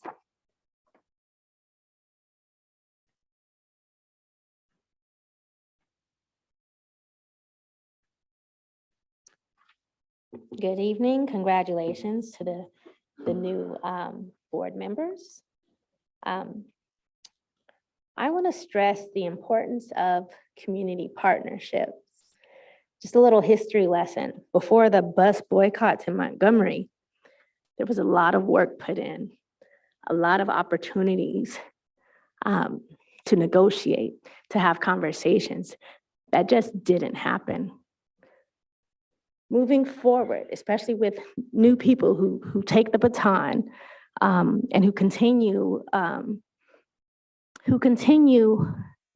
in this district with a lot of unanswered challenges, especially systemic issues with the racism, with the high suspensions and expulsions of minorities, and that lack of accountability. That line that we don't see when we're not understanding the differences between punishment and discipline. When you suspend and you expel and you deny hearings and you deny mediation, and there's no connect between families, and there's no communication with parents. We have to mend that, and we have to be accountable. So I'm going to be coming every single board meeting. Every single board meeting. And I'm going to do this laterally with the city councils, with county meetings, and even to the state level, because the community is going to be educated. That's one thing that the Antelope Valley can benefit from as being the lowest performing area in LA County and in California. Is education, is the root cause of what's going wrong in the Antelope Valley and what continues to be ignored. Moving forward, I want to stress the importance of community partnerships, that accountability, because we have students being affected in schools in this district, and it branches out into systemic issues with DCFS, with the Sheriff's Department, and it's all connected. So with that in mind, take advantage of local organizations like the NAACP, 30 seconds. cancel the contract, and the unity that our community will continue to move forward in addressing the issues that need to be addressed. I'm tired of broken records. And one thing that I do when I do my workshops with parents and with people who file complaints, I teach them how to request policies. Look at the regulations. We had a parent and a parent, NAACP, guys, join. Everyone is welcome. Everyone is welcome. Time. Thank you. Marcos Softball. Good afternoon, everyone. Today's my day off. And I was driving around and I said, you know what? This is important. My name is Marcos Alvarez. I work for LA County Social Services for the last 30 years. And in my career, I've also volunteered as a shop steward for SEIU Local 721. I'm also an activist, and I'm also a District 3 commissioner for the city of Palmdale. I lay that out to you to build a little respect, right? First of all, congratulations to all the new coming board members. And I posed this question to some of you, right? I didn't know any of you before you came here, but thank you for taking the time to have one-on-one conversations on issues I shared with you. And The culture is what I say, changing the culture of the Antelope Valley so that we may continue to improve collectively for all students, to respect a culture that is not known past here and how we address those students of color.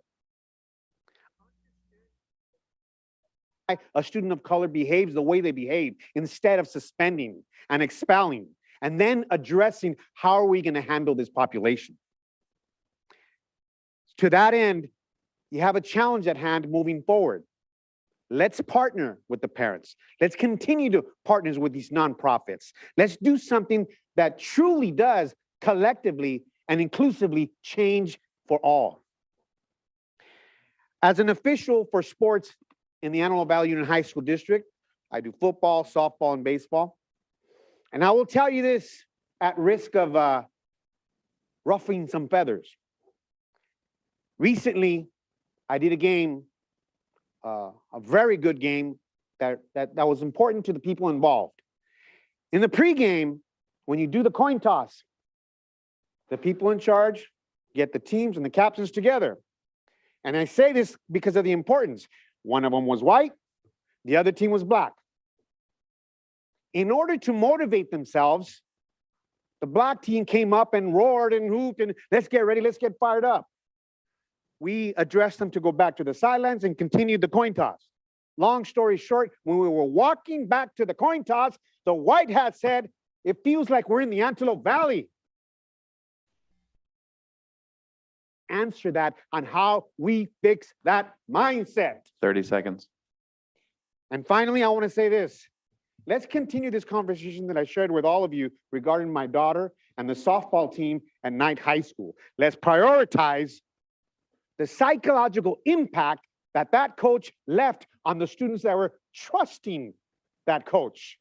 And let's prioritize that for my daughter and for all students who continue to receive this type of effect just because they want to do something better than education. Thank you for taking the time to hear me. Thank you. Indy Love, meeting date.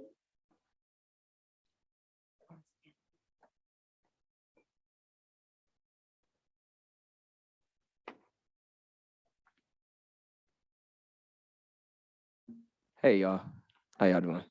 Hey, how y'all doing? Welcome to the new members that have just been voted on. This is pretty exciting. I feel like everybody is like not expressing how cool this is, right? Like everybody's in here, we all talking to each other, we bringing stuff. That's pretty tight. My name is Ayende. I'm the executive director of Gifted Arts and Activism. We specialize in the social, political, economic, and advancement of Black people, and that's pretty tight too. If y'all want to like give me a thumbs up, that's tight too. All right, so the reason why I'm here today is because I want to stress the meeting times of when we come here and like adjourn. Solely for that. That's what I'm asking of you guys. But I just wanted to position why that's important. So firstly, to say that this is a very big commuter town. So it's very difficult for people to get here today.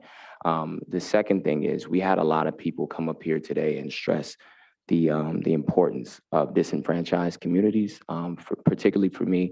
I work on behalf of the Black community here. And when you guys think about racism and the way that it plays a role, I'm not necessarily saying you guys directly, right? Because nobody is racist anymore. Let's just take that position really quick. And let's say that nobody's racist anymore. But the institutions that were built still harbor the same rules and practices in which have oppressed so many people coming up. So when we think about the most oppressive systems to underprivileged, underserved, and disenfranchised communities, particularly Black and brown communities, the one that plays probably the biggest role is the educational system. And in order for us to be able to get the voices in here, for us to have a diverse and healthy dialogue, for us to be able to talk about these problems and they're actually be presented to you guys so that change can happen now that you guys are in these positions, we need to be able to have it practical for those voices to be able to be heard. And if they can't, then voila, those problems continue. And then that power that's held within the educational institution to oppress those voices continues. So I'm asking you guys now, since you guys hold that power with that jurisdiction to take that personal responsibility onto yourselves and to do me a favor. And all these lovely people who came with these long essays and beautiful words and articulations to be able to tell you guys how important it was to them. But we're not able to be here if they were Black. 30 Because seconds. we all have to work, and it's very, very difficult when it works in coherence with wealth gaps, which Black people suffer with, which means that we have to move to where the money is at, which means it's very difficult for us to get here at this time. So if everybody doesn't have the privilege that I have to stand here right now, I'm asking you guys to make it a little bit easier for them. Thank you guys so much for your time. I hope you guys have a beautiful rest of the day and happy holidays to your families. Thank you. One question, sir. So one question. You're talking about timing of the meetings. Do you have Yes. any suggestions for the board? Yes, so if you guys could do it like around 6:00 p.m. or maybe later, that'd be fantastic. Thank you so much. Charles, can I call you Charles? Yes. Thank you, man. Thank you, Charles. I'd appreciate if you guys could like do it around that time or just a little bit later so that we could be able to actually address it. You understand we do a closed session from when we start at 6, it would be 6 to 7, and then we just start a meeting at 7, and then we'd go on from there. Cool. Let's do it that way. All right. Thank you for your suggestion. Thank Appreciate you. it.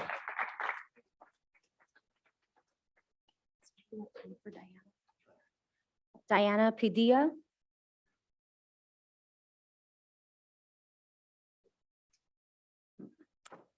We have no more speakers now. Thank you. Thank you. All right, Mr. Hawkins, presentation of the first interim financial report 2022-2023. Thank you very much.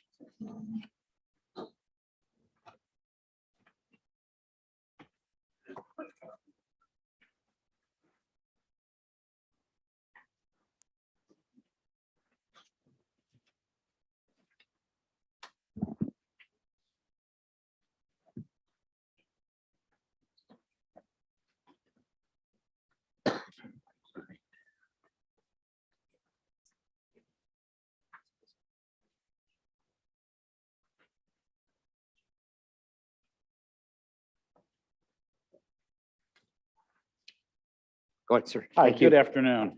I left a copy at your desk of the actual presentation. That is it right there. So you can follow along. We're here to present the first interim report. Where this falls in the budget cycle, so everyone understands, we did a budget adoption back in June. So the first interim is intended to be the board's first fiscal update since the original budget was adopted back in June. Understanding, excuse me, that the state does not even adopt their budget till after we have. So there's going to be changes made. And in this particular case this year, it was extremely late before they got the trailer bill signed. It was the end of August. So we are updating our revenues and expenditures based on the state budget as they did it in followed through in August. Just to give a little primer here, California's funding system for school operations really comes from about 4 areas, and it's income taxes, property taxes, there's federal funds, and then the lottery puts in a little bit of money as well. The biggest source of our revenue for the state for education is through personal income tax, and that's relies heavily on wealthy individuals making money and paying a lot of taxes.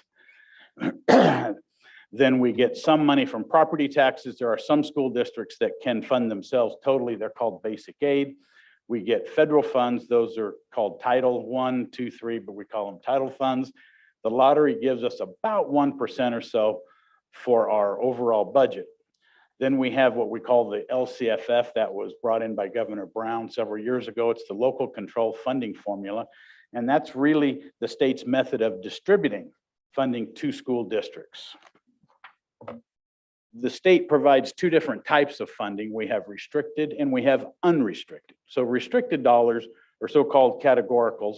They're earmarked for specific programs with specific focuses, such as special education, home to school transportation, textbooks, professional development, things like that. Federal monies come into us through the title programs, as I mentioned before, and each of those programs has specific spending guidelines. Then we have what we call our LCAP. That's part of our general fund, but the LCAP is restricted to the sense of its spending plan that's approved by the school board and by the County of Los Angeles, LACO, LA County Office of Ed. They'll give us a final approval on those. Then we look at what is the largest portion of our general fund, and that's the unrestricted dollars. Those dollars are used for the education purposes. These funds are designed to provide the basic educational needs. Unrestricted funds pay for the majority of our staff salaries, benefits, other items such services such as custodial, administrative, clerical, equipment, utilities, and supplies. So almost all of that comes out of our general unrestricted funds. If we kind of look at tracking our school expenditures, schools use what is called fund accounting. It's an accounting system for recording expenses for limited type of funding. That would be for education funding, for example. So California schools use this because it does emphasize, one, accountability, and two, transparency by doing the fund accounting we do. It consists of a set of accounts that are reported either unrestricted or our restricted programs, and we have to follow the state and federal guidelines for all of the restricted programs.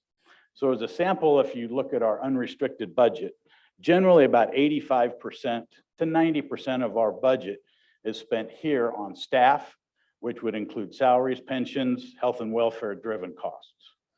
We have to transfer 3% of our expenditures each year into a restricted maintenance fund account because the school district took bond dollars several years ago.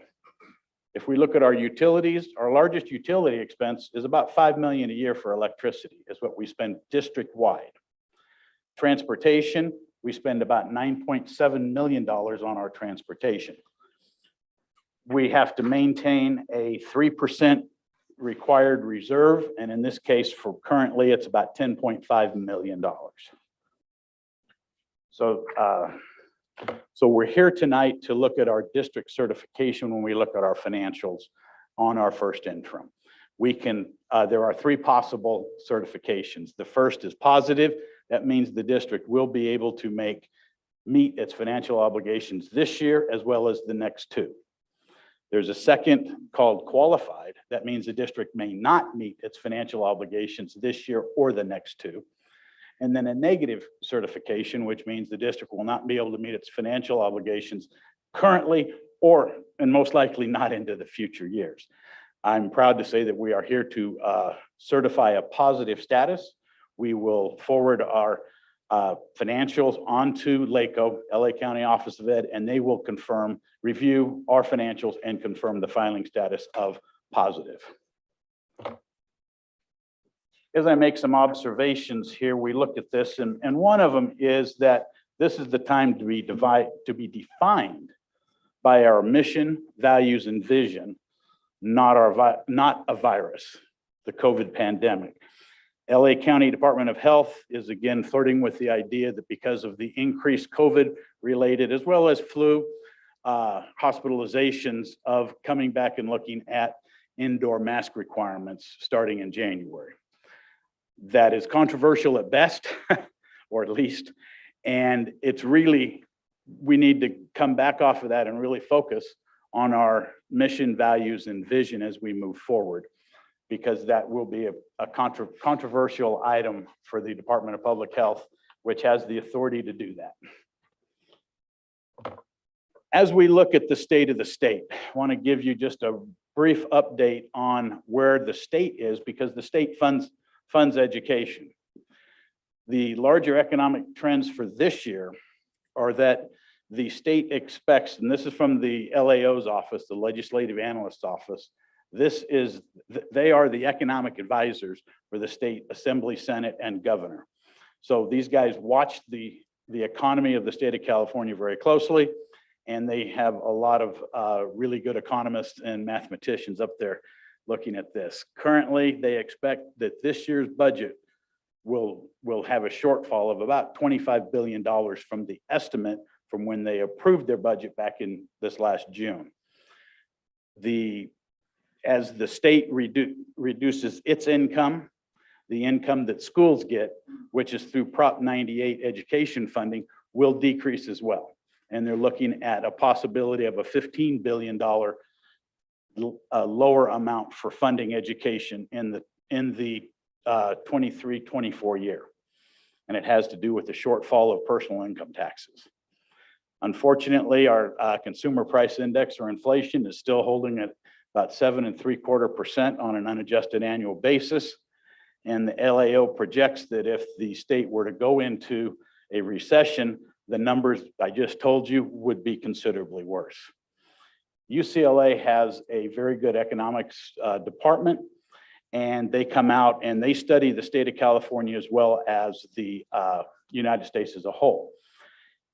Even there with the economists, and they've been proven to be very accurate, or fairly accurate, I guess, for an economist for looking at the future, but they're even split 50-50 on whether we'll have a recession by the mid-23 or not.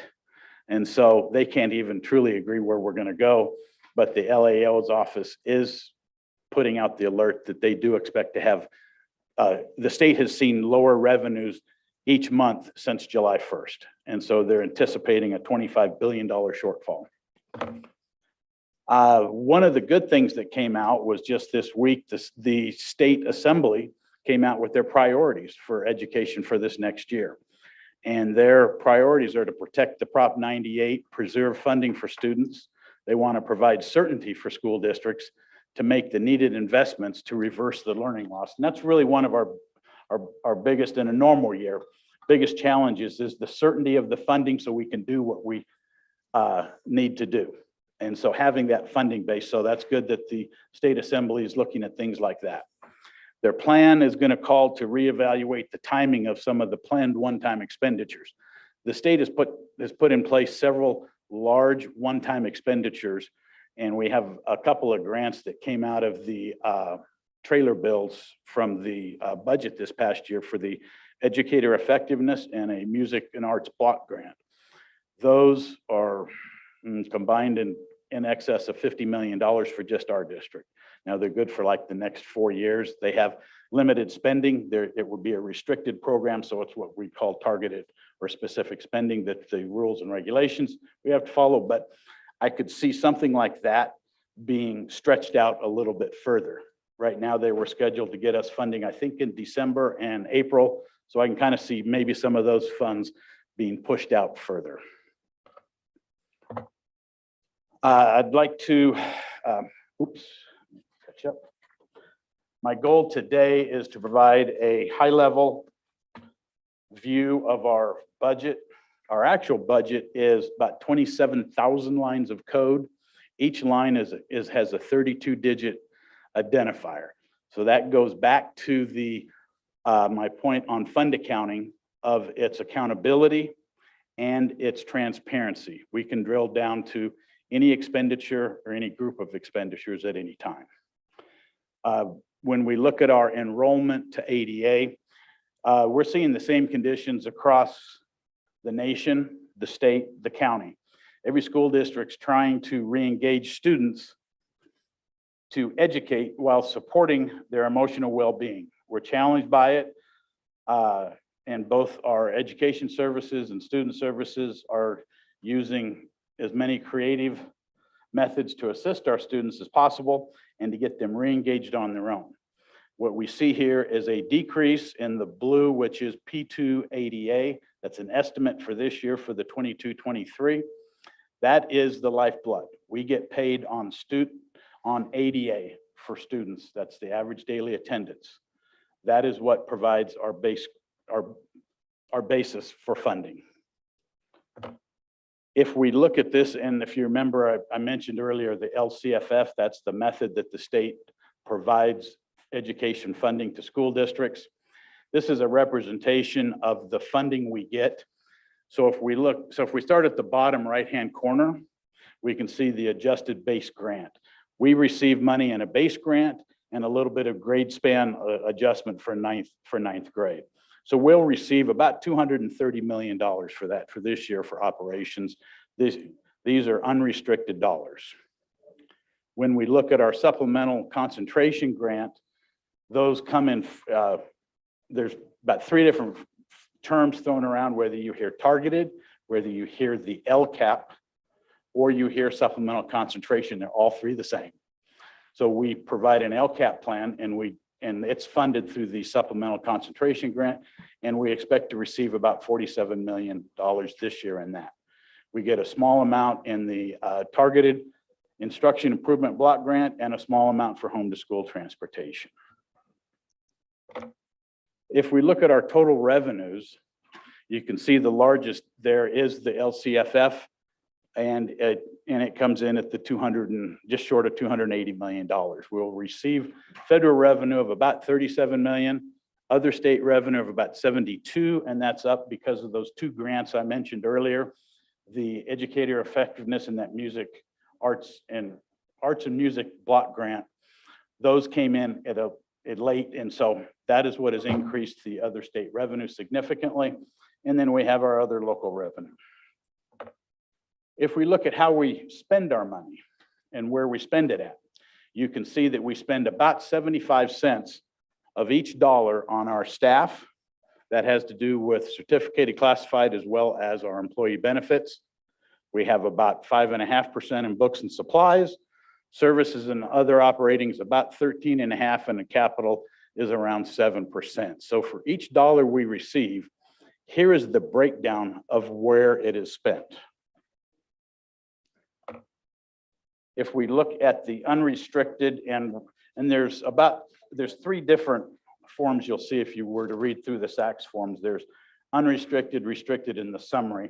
School districts' financial health is based on their unrestricted ending balance.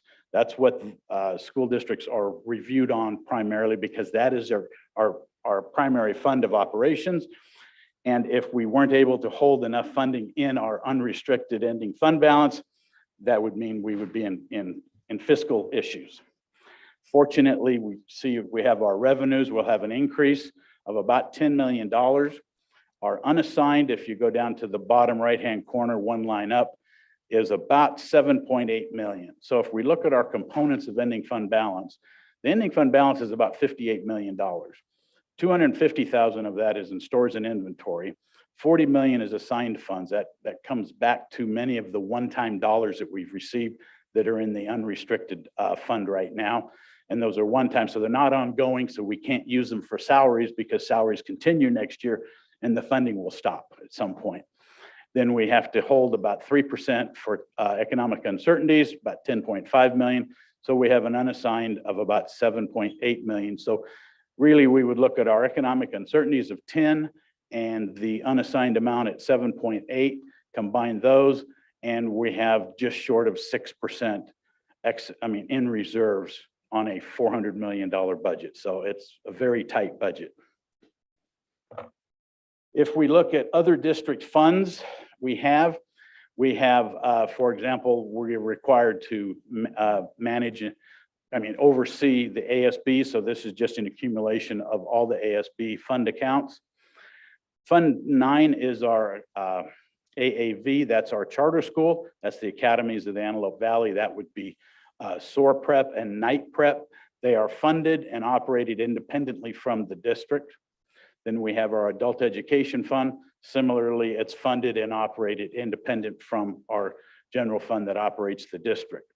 Our cafeteria, special reserve, and finally capital facilities, which is developer fees. Each one of these each one of these funds has its own specific guidelines and rules and regs for spending. I like to say that school funding, our budget is like a very large pair of pants. There's about 30 pockets in there. Each pocket has funding, but each one of those pockets has rules associated with its fund, for the spending. So what we can spend out of one area, we cannot spend on it from another. Very simple on that. I would be happy to answer any questions you might have based on the first interim in this presentation.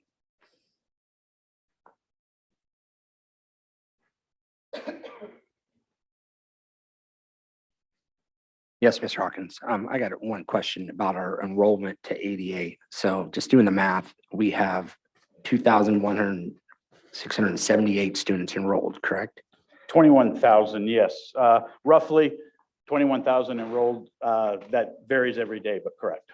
And so basically the gap is about 2,876 students, correct? Correct. We're running right now about a 10% or so daily decrease from what's enrolled to what students attending. And when we calculate it, is that monthly or daily? Is it just every day we get that number? How does that work? We actually internally calculate it weekly or daily but the state will calculate it from the first day of school through about April 1st. And then we take that time frame and then they take the average for that time frame. Okay, so we basically doubled our missing students since the 2018-2019 school year. Not quite doubled. We're running around a 93, almost 94% ADA to enrollment back then, and then so now. But you're fairly accurate. Because there's about 1,407 in 18-19, and it's 2,876 Right. today. Yeah, correct. Okay, thank you. I have a question. Yes, ma'am. Same page actually for the ADA. Is there a way to determine that number, the 2876, I think Mr. Hughes mentioned, which school sites those kids are not showing up to? So right Yes. now it's a cumulative, but I would be very curious to know which school is having the truancy or the lack of, why aren't kids coming to school is my question. And I'm sure there's a load of answers, but is there a way to get that information? Yes, there is. Okay. We track it by site, by grade level. And how can we get that info? We'll provide it to you, our most Great. recent. Thank you. Board President, if you ask whether or not we as public people can ask Mr. Hopkins, is it again that you have to ask for public records to get the same thing that he shared? Is that how we all can get that? Mr. Ian, I know. Let me defer that question. Are you referring to the presentation, Ms. Vivian? The entire presentation, I'd like to get me a public record Yeah. like I requested on it, because this is interesting, all the facts that he always has. And it lets you see the picture of the money and everything else. Can I do that by way of asking the public records, or we can be providing that ourselves? Yeah, yes, it is now public, so I think we he's can going to make give it you a public and copy of that available. right now, ma'am. Thank you, Mr. Hawkins. You're special every day. Yes. Thank you, Mr. Hawkins. Any other questions? Thank you. Thank you very much for that presentation. I'm glad we're doing well. I think we can do better. ADA. All right, B, it is recommended that the Board of Trustees review the first interim finance report and certify the financial conditions of the district as positive. May I have a motion? Motion, can I have a second? Second. Any discussion? Seeing none. All those in favor say aye. Aye. Aye. Aye. Opposed, say nay. Seeing none, so moved. Right, C. It is recommended that the Board of Trustees receive and review the annual developer fee report in anticipation of approving the report following the period of public review. This item. Mr. Hawkins? Yes, excuse me. We provide an annual report of the developer fees we receive. That was at Fund 25 I mentioned earlier. This would be the revenues we received this year, expenditures. We bring this in for the board to just receive today. We'll be back in January because the public has a opportunity to review this for a 15-day period of time. So this is a public posted notice, I'm sorry, and we'll bring it back a final for an approval in January. Thank you. D, Business Services, Resolution Number 2022-23-14, Certification of Signatures. It is recommended that the Board of Trustees adopt Resolution 2022-23-14, Certification of Signatures. Can I have a motion? Motion. Second, Second. discussion? Seeing none, voting. All those in favor say aye. Aye. Aye. Opposed, say nay. Seeing none, so moved.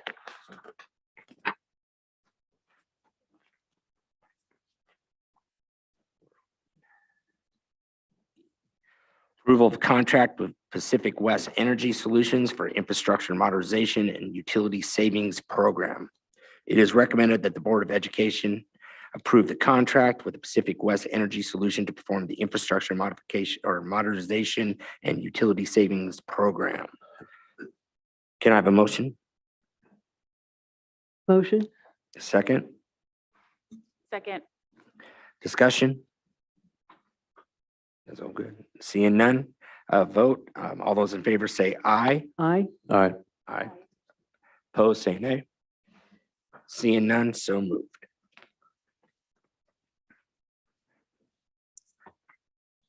Item 9, approved consent agenda. A, approve items listed in the following consent agenda categories: education service, student services, personal services, and business services.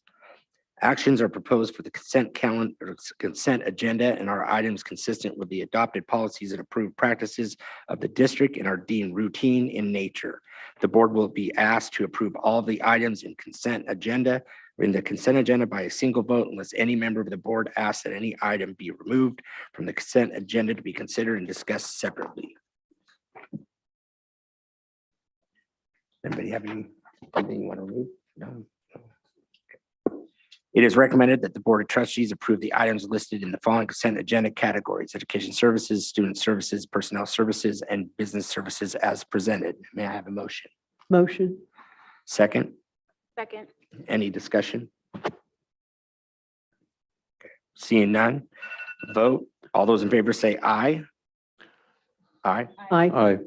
Opposed, say nay. Seeing none, so moved.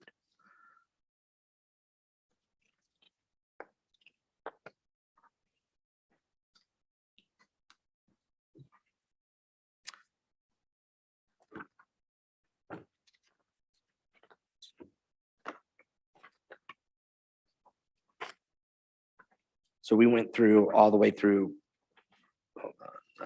13, correct? 13 is correct. We're now on We're 14A. on 14. All right, Mr. Nehan, number 14 from the board superintendent. Thank you. Just want to say congratulations and welcome to the district to our 3 new board members. I look forward to a positive direction and a lot of momentum moving forward. And I appreciated Mr. Loa's comments about partnering with the city of Palmdale. And then to staff, I want to wish you happy holidays and take some time off, get some rest this break because we got a lot of work to do second semester. Thank you. Right, thank you.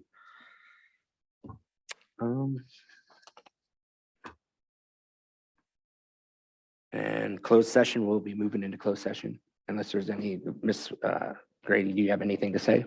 Just very quickly, congratulations and welcome to the board. I look forward to working with all 3 of you. And I'm sure Ms. Nguyen will too, and I hope she's healthy and well and is back with us soon. Best wishes for happy holidays to all our staff and for everyone, actually, everyone who's here. Be safe and take care, and we'll see you in January. Thank you, Ms. Corona. Good afternoon, everyone. Sorry, I have a broken foot, so I may be moving around weird up here. But first and foremost, thank you all for showing up today, of course, and your time is honored and valued. And also thank you to the supporters and the community that voted and believed in me and my goals for our high school district.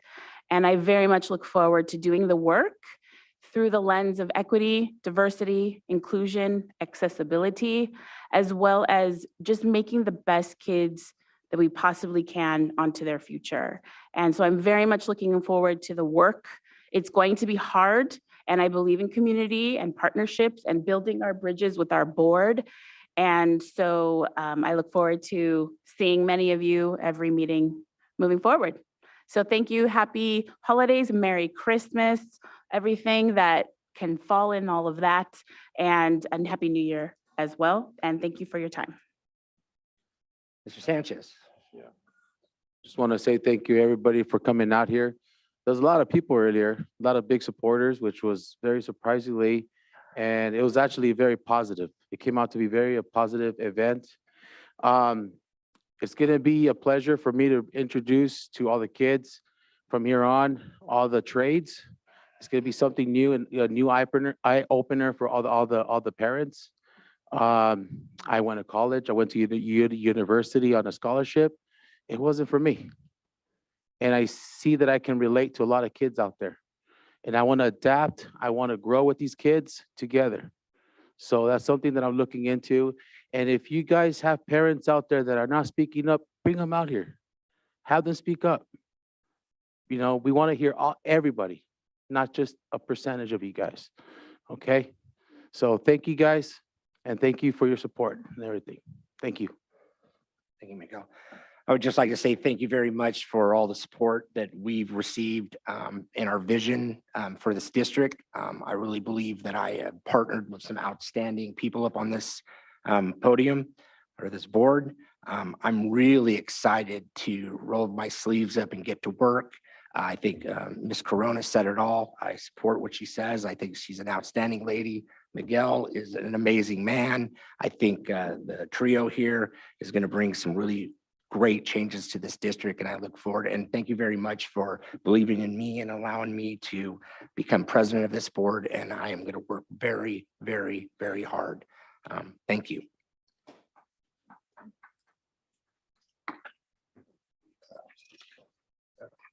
Thank you.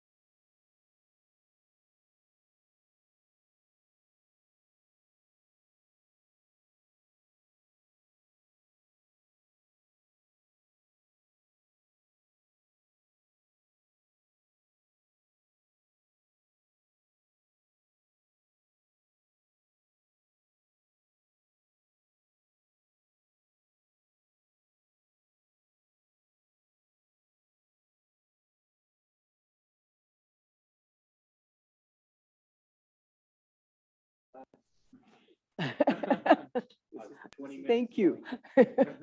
Thank you.